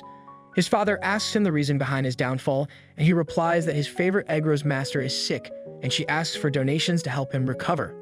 So he sent some of his spiritual energy to her so that her master could get better. Ken's father accepts this as alleged reason because helping those in need is their family's motto. He begins walking away, but then asks his son where their family treasure medicine is. He feigns ignorance, but the streamer girl suddenly talks about a kind follower who sent her a precious medicine. Shen's dad loses his cool and attacks him, only slashing his smartphone and telling him that if he is ever found supporting hoes online, he will be expelled from the family. Later, his friends wonder how Chen can fall so badly for someone, and Lin suggests that it might be black man magic. She explains that in the past, demons used to take on the shape of beautiful women to trap unsuspecting humans and slowly drain their spiritual energy. She believes the same is happening to Chen, and Go believes that the problem is solved since his phone was destroyed. That is just wishful thinking because Chen is in the computer lab and talking to his favorite e-girl using school Wi-Fi. Everyone realizes that he is hopeless, and Lin suggests that the easiest way to save Chen is to reveal the truth about the girl. She thinks that a skilled cultivator can infiltrate the Wi-Fi system and disrupt her spell, but Gu says he has another way. He hacks into the computer and releases his digital spiritual pet virus inside it. He then types the web address of the e-girl and sends the virus to her system. However, she has an antivirus system in place and Gu's pet is destroyed. Wang then gets another idea, which is to use the art of seduction on Chen to save him. Sun Rong gives Chen a cola, and just as he drinks it, she uses her seduction spell to hypnotize him on her command. He is ready to end the video call and return home, but the foxy girl won't let it happen. She uses all of her charms and says that she wanted to talk to Chen for longer and he cannot resist her anymore. Despite Sun Rong's control, her mark on his head breaks and Sun Rong is devastated that she lost in a competition of seduction. The fox girl keeps on absorbing spiritual energy from Chen as she truly wants to revive her master, but he is none other than the counselor. As Wang's friends wonder how they can save Chen, Chen's dad comes there. He remarks that in his youth he was also a great simp, but his son has left him far behind. He starts crying, but as he hears that Chen is still spending money and spiritual energy on the fox girl, he can't control his rage and slashes the monitor in half. Chen is devastated by losing the connection, and he disobeys his father's order to return home. Instead, he used the high-level technique to go into cyberspace.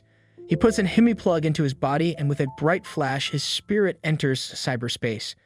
Chen comes out of the monitor in the fox girl's room and starts looking for her.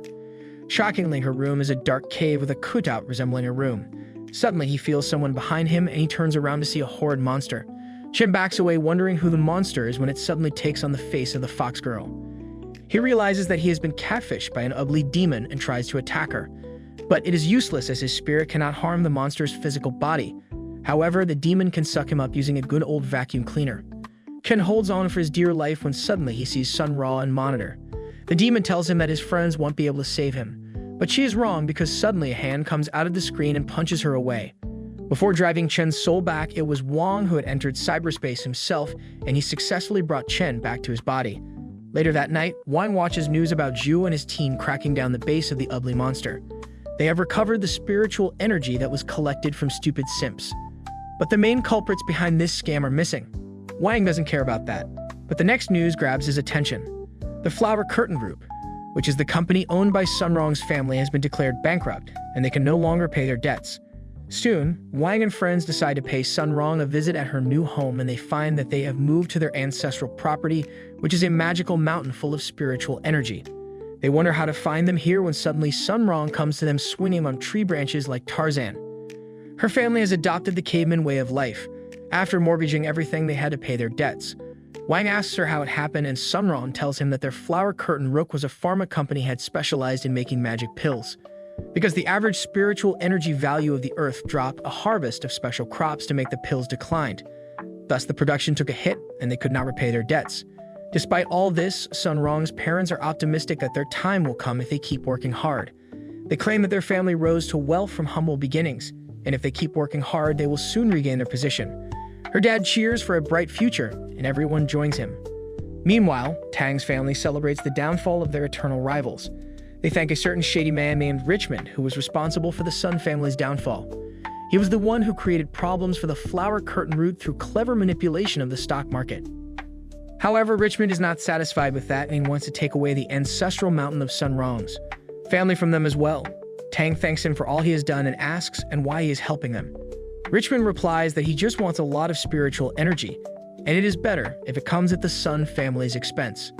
Back at the mountain, Sun Rong's dad tells the kids stories about his glory days. While Wang and Sun Rong talk by the window, Sun Rong shows him a water stream and states that it once used to be a great waterfall that shielded the cave. However, Nab is about to die out, and when it does, the spiritual value of the mountain will become zero. Wang says that he can help her, but Sun Rong refuses to take his help because of her pride. They return home after that and almost get hit by a reckless car. They take the train, where they hear the news that Tang's family is going to purchase all the assets of the Sun family, and their heirs are going to get married. Everyone panics upon hearing this news and wonders how it could happen so suddenly, and Lin can't even call Sun Rong.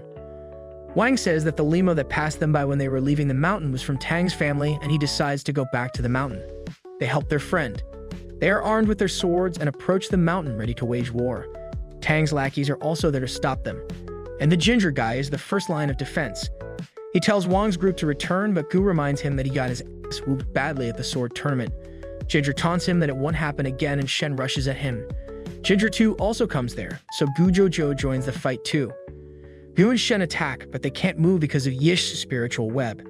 However, Lin stays behind to back them up and releases spiritual butterflies that shatter the web of her control. Gu and Shen can continue their fight, and Lin chases after Yisha, using them as decoys. Wang runs towards the mountain where the guests have assembled. Tang's father declares that today the grudge between the two families will finally end. They will buy all of the Sun family's property, and their children will get married too, making the two families one. He calls Sun Rong and Tang to sign the marriage contract with their blood. Tang signs it first and then passes it to Sun Rong, asking her to hurry up. Just as she is about to cut her thumb, Wang holds her hand and runs away with her. Tang immediately commands the guards to go after them. But Wang and Sun Rong reunite with their friends who have won their fights. However, just then, Sun Rong's dad calls out to her, and she lets go of Wang's hand, telling him that she is marrying Tang out of her own will. She explains that after he left yesterday, Tang's dad came to them with a proposal to save their company if Sun Rong marries her son. She outright refused to marry the douchebag, but her parents had other plans. They pressure her to hear out the details of the arrangement, claiming that getting their company running was for the greater good. Sun Rong could not fight against the pressure and realized that she must serve as the heir to the flower-curtained group and walk on this hard path. Now Sun Rong apologizes to Wang and her other friends, saying that she is ready to sacrifice her life. They sadly go their separate paths, and Wang can't stop staring at the talisman that Sun Rong gifted him. They pass through the pool of water at the base of the mountain, and Wang realizes something. He rushes into the small pool and yanks out a tentacle of an ancient parasite demon out of it. Lin knows about it and remarks that it is a starworm that is infamous for sucking out the spiritual energy of the place it resides in. They realize that this parasite is responsible for draining the spiritual energy of the magic mountain, and Wang tries to pull it out on the ground. However, they still have no idea that the person called Richmond, who is actually a demon, is behind this. Wang's friends join him and they finally pluck out the giant parasite demon from the ground. Wang commands it to return all the spiritual energy it stole, and the demon starts glowing as it returns the spiritual power. Because of his command, the parasite explodes, releasing a golden pillar of light, which then turns into a water fountain. Sun Rong was about to sign the marriage contract when this happened, and she couldn't believe that the waterfall of their magic mountain was flowing backwards. Tang's dad tries to convince her that it isn't anything major and says they should get back to the ceremony. Suddenly, his secretary comes running to tell him that the value of their company's stocks has nosedived and become close to zero. Right after that, Sun Rong's bodyguard rushes into the room to inform everyone that the value of their stocks is rising back at a great rate. As everyone wonders what's going on, Zhu arrives at the scene with his Special Forces squad. He declares that they found evidence of the Tang group collaborating with the demon realm to ruin the Sun family, which is why all their assets have been frozen and they are to be immediately detained. While Tang and his family are aghast, Sun Rong's family and friends are delighted as her servants congratulate her on her family's revival. She spots Wang at the window and smiles at him. Soon after that, the Got Talent Cultivators named National Sword Dance Show is organized to judge the growing cultivators on their ability to handle their spirit swords with beauty and grace. The judges for the tournament are Zhuo, instructor Excited from Faction 59, and two teen idols famous for their sword dance skills. The competition starts, and the first participant is none other than Sun Rong. She introduces herself to the judges, and Sai immediately remarks that in the sword competition last year, half of her swords as well as her sword spirit were destroyed. Sun Rong says that she knows that, and it is the reason she is here to improve her abilities in handling a sword under the guidance of the expert judges. She then declares that she will show them the special skill of the Sun family called Ocean Dance.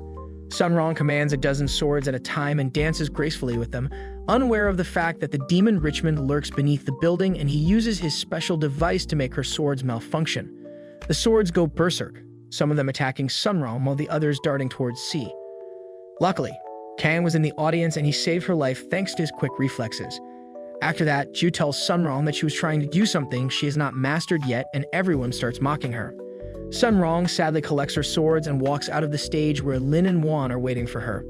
She claims to be useless without her sword spirit, and Lin asks her to bring her swords to her store so she can calibrate them for her.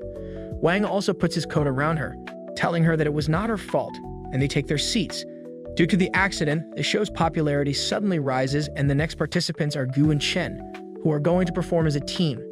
They dedicate their performance to Sun Rong, who has been struggling a lot recently, but that has not stopped her from smiling. Chen declares that he will now stop a blow from Gu with his bare hands. While blindfolded, they get into formation, and just as Gu is about to strike, a demon under the ground intervenes again and makes him lose control of the sword. Gu strikes Chen faster than planned, hitting him on the head and making him lose spiritual energy. Gu uses his wits to say that their true performance was to demonstrate Chen's Iron Head technique, and he apologizes to everyone before running away suspiciously. The rating of the program increases even further, and the viewers keep on increasing. The next performer is Yisha from Faction 59, and she uses her cybernetic modifications to control hundreds of swords at once, mesmerizing the audience. Meanwhile, Gu and Chen take their seats next to Sun Rong, and they find that Wai and Lin have gone missing. The host announces that their last performer for the day is Lin, and she comes out wearing a traditional dress.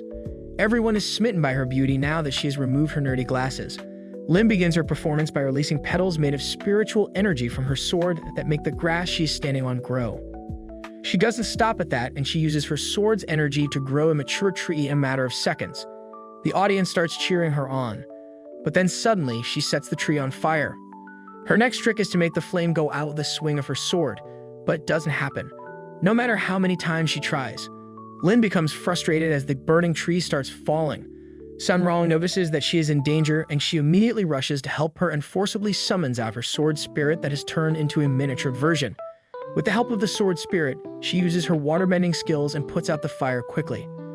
Lin sees this as a chance to stage an even greater performance, and she revitalizes the dead tree, while Sun Rong creates a fountain in the garden, completing the scenery. The audience and the judges are left stunned by their performance. The viewership numbers break all records. As Sun Rong and Lin are receiving their praise, Demon Richmond, who had been fiddling with him, suddenly comes on the stage.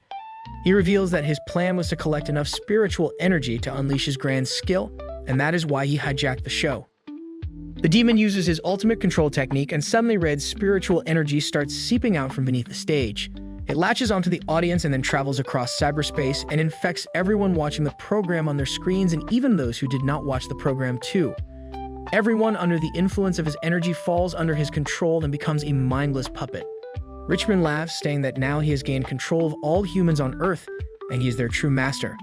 However, he is shocked when he sees that Sun Rong and Lin are not under the effect of his spell. He wonders how that can happen, and Wang comes forth to tell him that he foiled his plans. Wang moved the center of the formation Richmond laid out by 2 meters, making it fall under the girls' feet, turning them into the true masters of the spell. Suddenly, everyone under the effect of his spell has the mark of Sun Rong over their heads. Richmond freaks out on seeing them and decides to do this the good old way. By fighting it out, suddenly the anchor of the show comes to stop him and unleashes all this spiritual energy to turn into Sylvester Stallone. He sends Richmond to outer space with just one punch, but the girls notice that he is not in his right mind. Suddenly, the audience starts moving towards the stage like mindless zombies, and Sun Rong tries to break the control spell on them, but it is of no use. Lin tells her that it is not a simple control spell, but has demonic energy deeply tied to it, so it might be very difficult to break it. Wang, Sun Rong, and Lin run out and hide from the zombies while holding whatever weapon they can find. They believe that they won't be caught if they don't make a noise and crawl away, but a creep clicks their picture and posts it online. The zombies find out their location and swarm them, but they somehow escape them. Jing tells Wang that if he uses his grand trick of forgetting, he can break the control spell, but he refuses to do so. Wang reasons that the general public is already stupid enough, and their ache will fall to negative if he uses his grand trick of forgetting. He then rides on his sword and carries the 2 girdles to the top of the building, thinking they can stay safe here for the time being.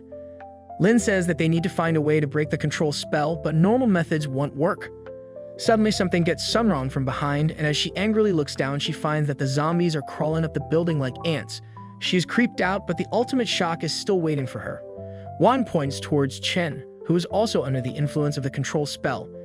He gathers his spiritual energy and runs like the Flash, climbing over the building in an instant. He tells Sun Rong that he likes her, and she simply tells him that she doesn't like him.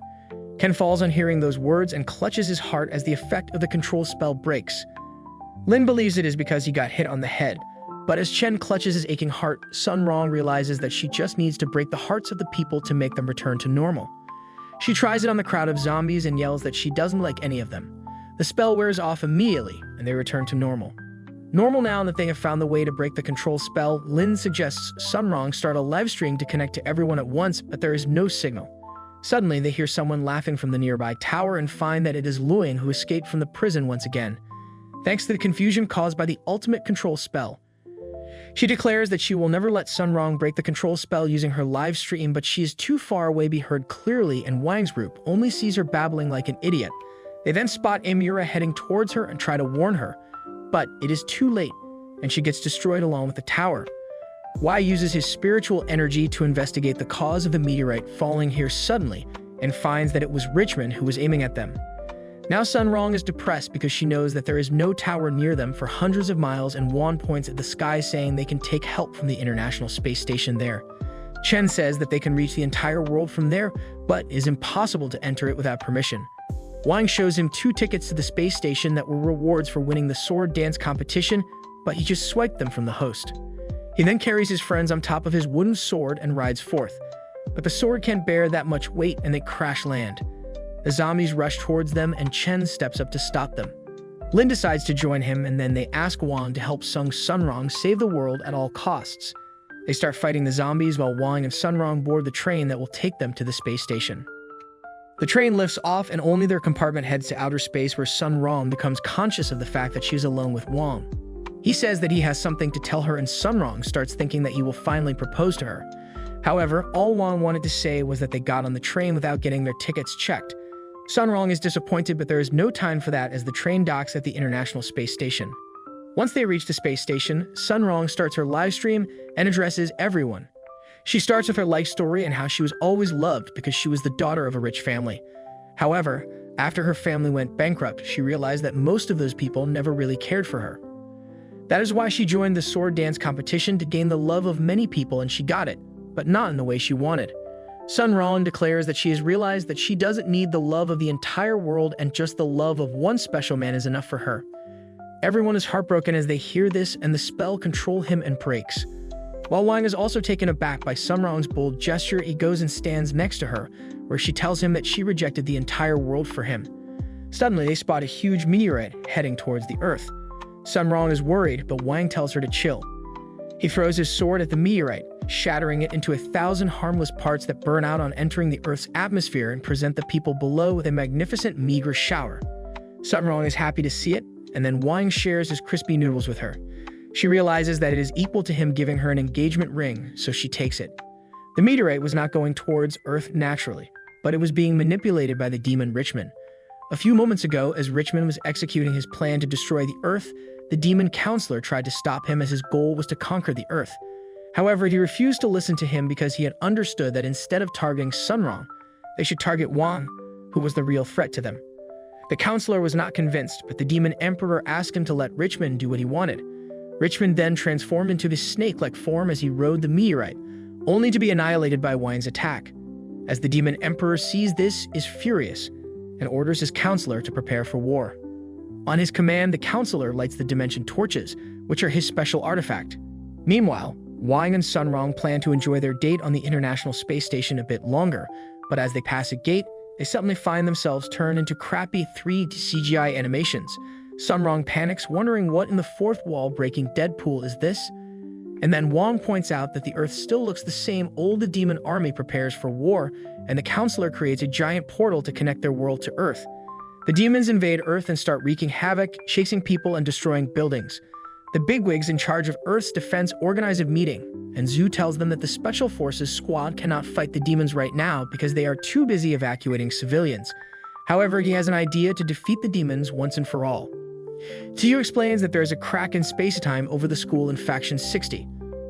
Also, there is an advanced testing machine there, and a few months ago it malfunctioned while testing Wang and released high-power thunderbolts constantly. He suggests that they can rig the testing machine and kill the demons in one go, but the world's strongest cultivation practitioner is not available right now. The clown, who is the number 2, declares that he will operate the machine and prove to everyone that he is as strong as the number 1. Zhu and the Special Forces squad try to distract the demons while number 2 prepares the machine, but the task seems too hard for them. Meanwhile, Wang and Sun Rong are stuck in a 3D loop with no way to get out. Wang covers Sun Rong in a protective aura and then breaks the wall of the space station. Hoping to escape from their CGI prison, he breaks through the wall only to find themselves in front of them peeking through the wall they just broke. It is not just one, but an infinitely repeating loop of Wang and Sun Rong trapped in the dimensional prison. Sun Rong wonders how they can escape from this prison, and Wang replies that if his sword Jinx were here, he could break them free in an instant, but he threw him a bit hard and he is returning from Jupiter right now on his throne. The Demon Emperor laughs at seeing the greatest threat to the demon army held captive by the counselor's spell. The counselor is pleased to hear praise from his master, and says that because some of the dimensional lamps were toppled accidentally, his dimensional prison is not perfect, but it is still good enough to hold even Wang in the space station. Sun Rong has lost hope of ever getting out of the dimensional prison, and she fears that even if they get out, eventually the world will have been destroyed. Wang is busy trying to figure something out, and he finally manages to crack the matrix and alter the animation style, once again turning themselves into high-spec and high-frame-rate 3D characters. They look at the Earth and find a giant cyclone rays raging in the skies above the factions. 60 School Zhu has been cornered by a giant demon who tells him to surrender. However, the number 2 master has finished setting up the Thunder Machine, and Yu releases his spiritual energy to summon intense clouds and turns into an oversized Pikachu, releasing powerful thunderbolts that destroy the demons. A giant demon tries to stop him, but Zhuo and his team erect a barrier around the master and protect him until he defeats all the demons. As everyone starts to think that they have won, the portal suddenly grows in size and a giant cylindrical rock falls from it. It is easily the size of my giant cylindrical rock, but Master Number 2 is determined to stop it from hitting the ground. He releases all of his energy as he apprehends the rock, and despite being forced to his knees, he manages to hold it up. The Demon Emperor is amused at his show of strength, and he starts laughing at the puny human. Then, with a gesture of his finger, he creates thousands of portals all over the earth, and similar giant rocks descend from them.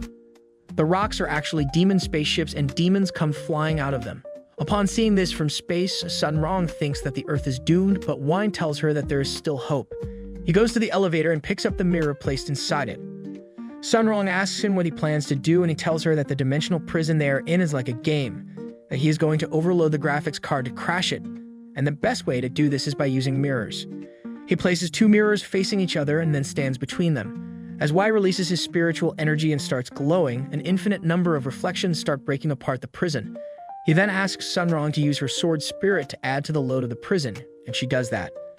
The dimensional prison starts glitching and lagging, and the dimensional lamps in the demon realm suddenly go into turbo mode. They start burning too strong and too fast, and the counselor is not able to keep them under control. Moments later, all the lamps suddenly burst in an instant, and the dimensional prison surrounding the International Space Station vanishes. Wang and Sun Rong are back in their tube bodies again. Wang asks her to stay here as he saves the world, but Sun Rong is worried that his identity will be revealed. If he does that, he doesn't care about it anymore and speeds to the Earth at hypersonic speeds. On Earth, the demons are causing panic and destruction, and even Zhu has lost all hope. Suddenly, one demonic spaceship explodes and falls to the ground, and Zhu realizes that the hero is here to save the day. Wang stands on top of the collapsed spaceship, radiating a golden aura. He's about to take action when suddenly Lin appears next to him sporting beautiful butterfly wings. He is shocked to see her, and she whispers something to him before teleporting him away. She takes him to a train traveling through the multiverse until tells him her backstory. Many years ago, when Lin was just a kid, her dad was teaching her a magic special to their species in their mystic and ethereal homeland. Lin tried to gather her spiritual energy and use it like her father directed, but she could not do it. She was a child of the butterfly race, but she had not yet manifested her wings. Lin was sad that she might not be able to sprout her wings in the future too, but her dad told her that she is just a late bloomer. He told her that the wings of butterfly people have special ability that allows them to travel to any dimension freely, and that is why many alien races try to capture them. He wanted his daughter to learn to use her powers as well, because lately demons have been showing aggression towards them. That was all he had to say, and suddenly a crack opened up in the sky from which demonic spaceships dropped. Lin's dad knew what was happening, and in the last-ditch effort, he created a portal and yeeted his daughter across the dimensions, asking her to stay safe. The portal closed as Lin cried while watching her dad get attacked by demons. That is how she ended up on Earth and was found by the sword spirit who raised her. Now Lin tells Wang that it was the day the Butterfly Clan was destroyed by the Demon Emperor's army. She claims that it is routine for the demons to invade other worlds and destroy those with less power than them and absorb their spiritual energy. Wang asks her why the Butterfly Clan did not fight back, and Lin mocks him. The stupid question. She replies that the demon race has become too powerful and the Demon Emperor has conquered thousands of worlds without moving from his throne. She claims that Earth will meet the same fate soon and tells Wang that he will understand how futile it is to resist the Demon Emperor when he meets him in person soon. Meanwhile, everyone on Earth is on the verge of losing hope when suddenly they get a livestream notification. It is Sun Rong with the staff of the International Space Station. She tells everyone that even though the odds are overwhelming against them, they are all cultivators. She urges everyone to use the spiritual energy they have cultivated for so long to defend their planet from the demon invasion. Sun Rong's speech moves everyone, and all people on Earth rise up against the demons. The Demon Emperor hears her speech too, and he applauds her, calling her a worthy heir of the legendary hero.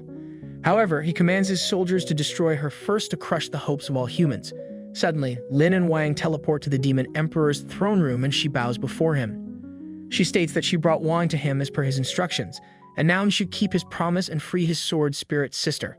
The counselor uses his power to bring her to her knees, saying that no weak being deserves to stand in front of the Demon Emperor. However, he gets frustrated when his trick does not work on Wang, who just flicks his hand and sends him crashing into a wall. The Demon Emperor laughs at this and gets up, remarking that nothing has made him get his lazy ass up from his throne for the past 1,000 years. But Wang is too interesting to let go. As he walks towards him, Lin shudders from fear and starts backing away. The Demon Emperor descends the stairs and Wang asks him if the war will end if he just kills him. The Demon Emperor leaps in front of him and hits him with a powerful attack, but Wang simply blocks it with one hand, shocking him. Back at Earth, the space station is being attacked from all sides and Sun Rong sees no hope of winning. Suddenly, the demon spaceships around them explode one by one as Jink passes through them. He makes his way to Sun Rong and she remembers everything as she holds him. She asks him if Wang is in any kind of danger and Jinx remarks that his master is not in danger. He is the danger in the demon realm. Wang hits the Demon Emperor with enough force to cast him out of his castle. The Demon Emperor can't believe that the human realm had such a strong cultivator and wonders how he never knew of him. Wang simply replies that he always hid his true powers or the Earth would be destroyed. But this is not his planet, so he doesn't plan to hold back. The Demon Emperor starts fleeing and Wang chases him, but that was just the demon's plan to lure him. He uses his overwhelming speed to attack Wang, sending him crashing into his spaceship. He gets Wang with multiple combos before charging at him head-on and dragging him around his plan a few times before they come to a stop. Wang has the Demon Emperor by his tusks and can't believe it. Wang then swings him around and yeets him back to his castle, where Lin has rescued her spirit sister. Wang comes there soon enough, and the Demon Emperor is now terrified of him. He asks him how such a strong cultivator can be found on a weak planet like Earth, and Wang simply tells him that humans are a people that never give up in the face of tragedy, and even without him, they would never submit to the demons. It's about to finish the Demon Emperor when suddenly the counselor appears behind him for a sneak attack. He had seen Wang's dad change the amulet on his neck every week, and thinking it was his weak point, he forcibly removed it. That was a mistake he will regret for all the few seconds that are left of his life because Wang's suppressed spiritual energy begins to overflow as the amulet is removed. The castle shakes as he is enveloped in a golden spiritual energy so intense that it destroys the demon planet just by being released. The effects of this released power are too great and cause severe cracks in space. Wang's radiance permeates through the cracks and instantly kills the demons flying in the skies of Earth.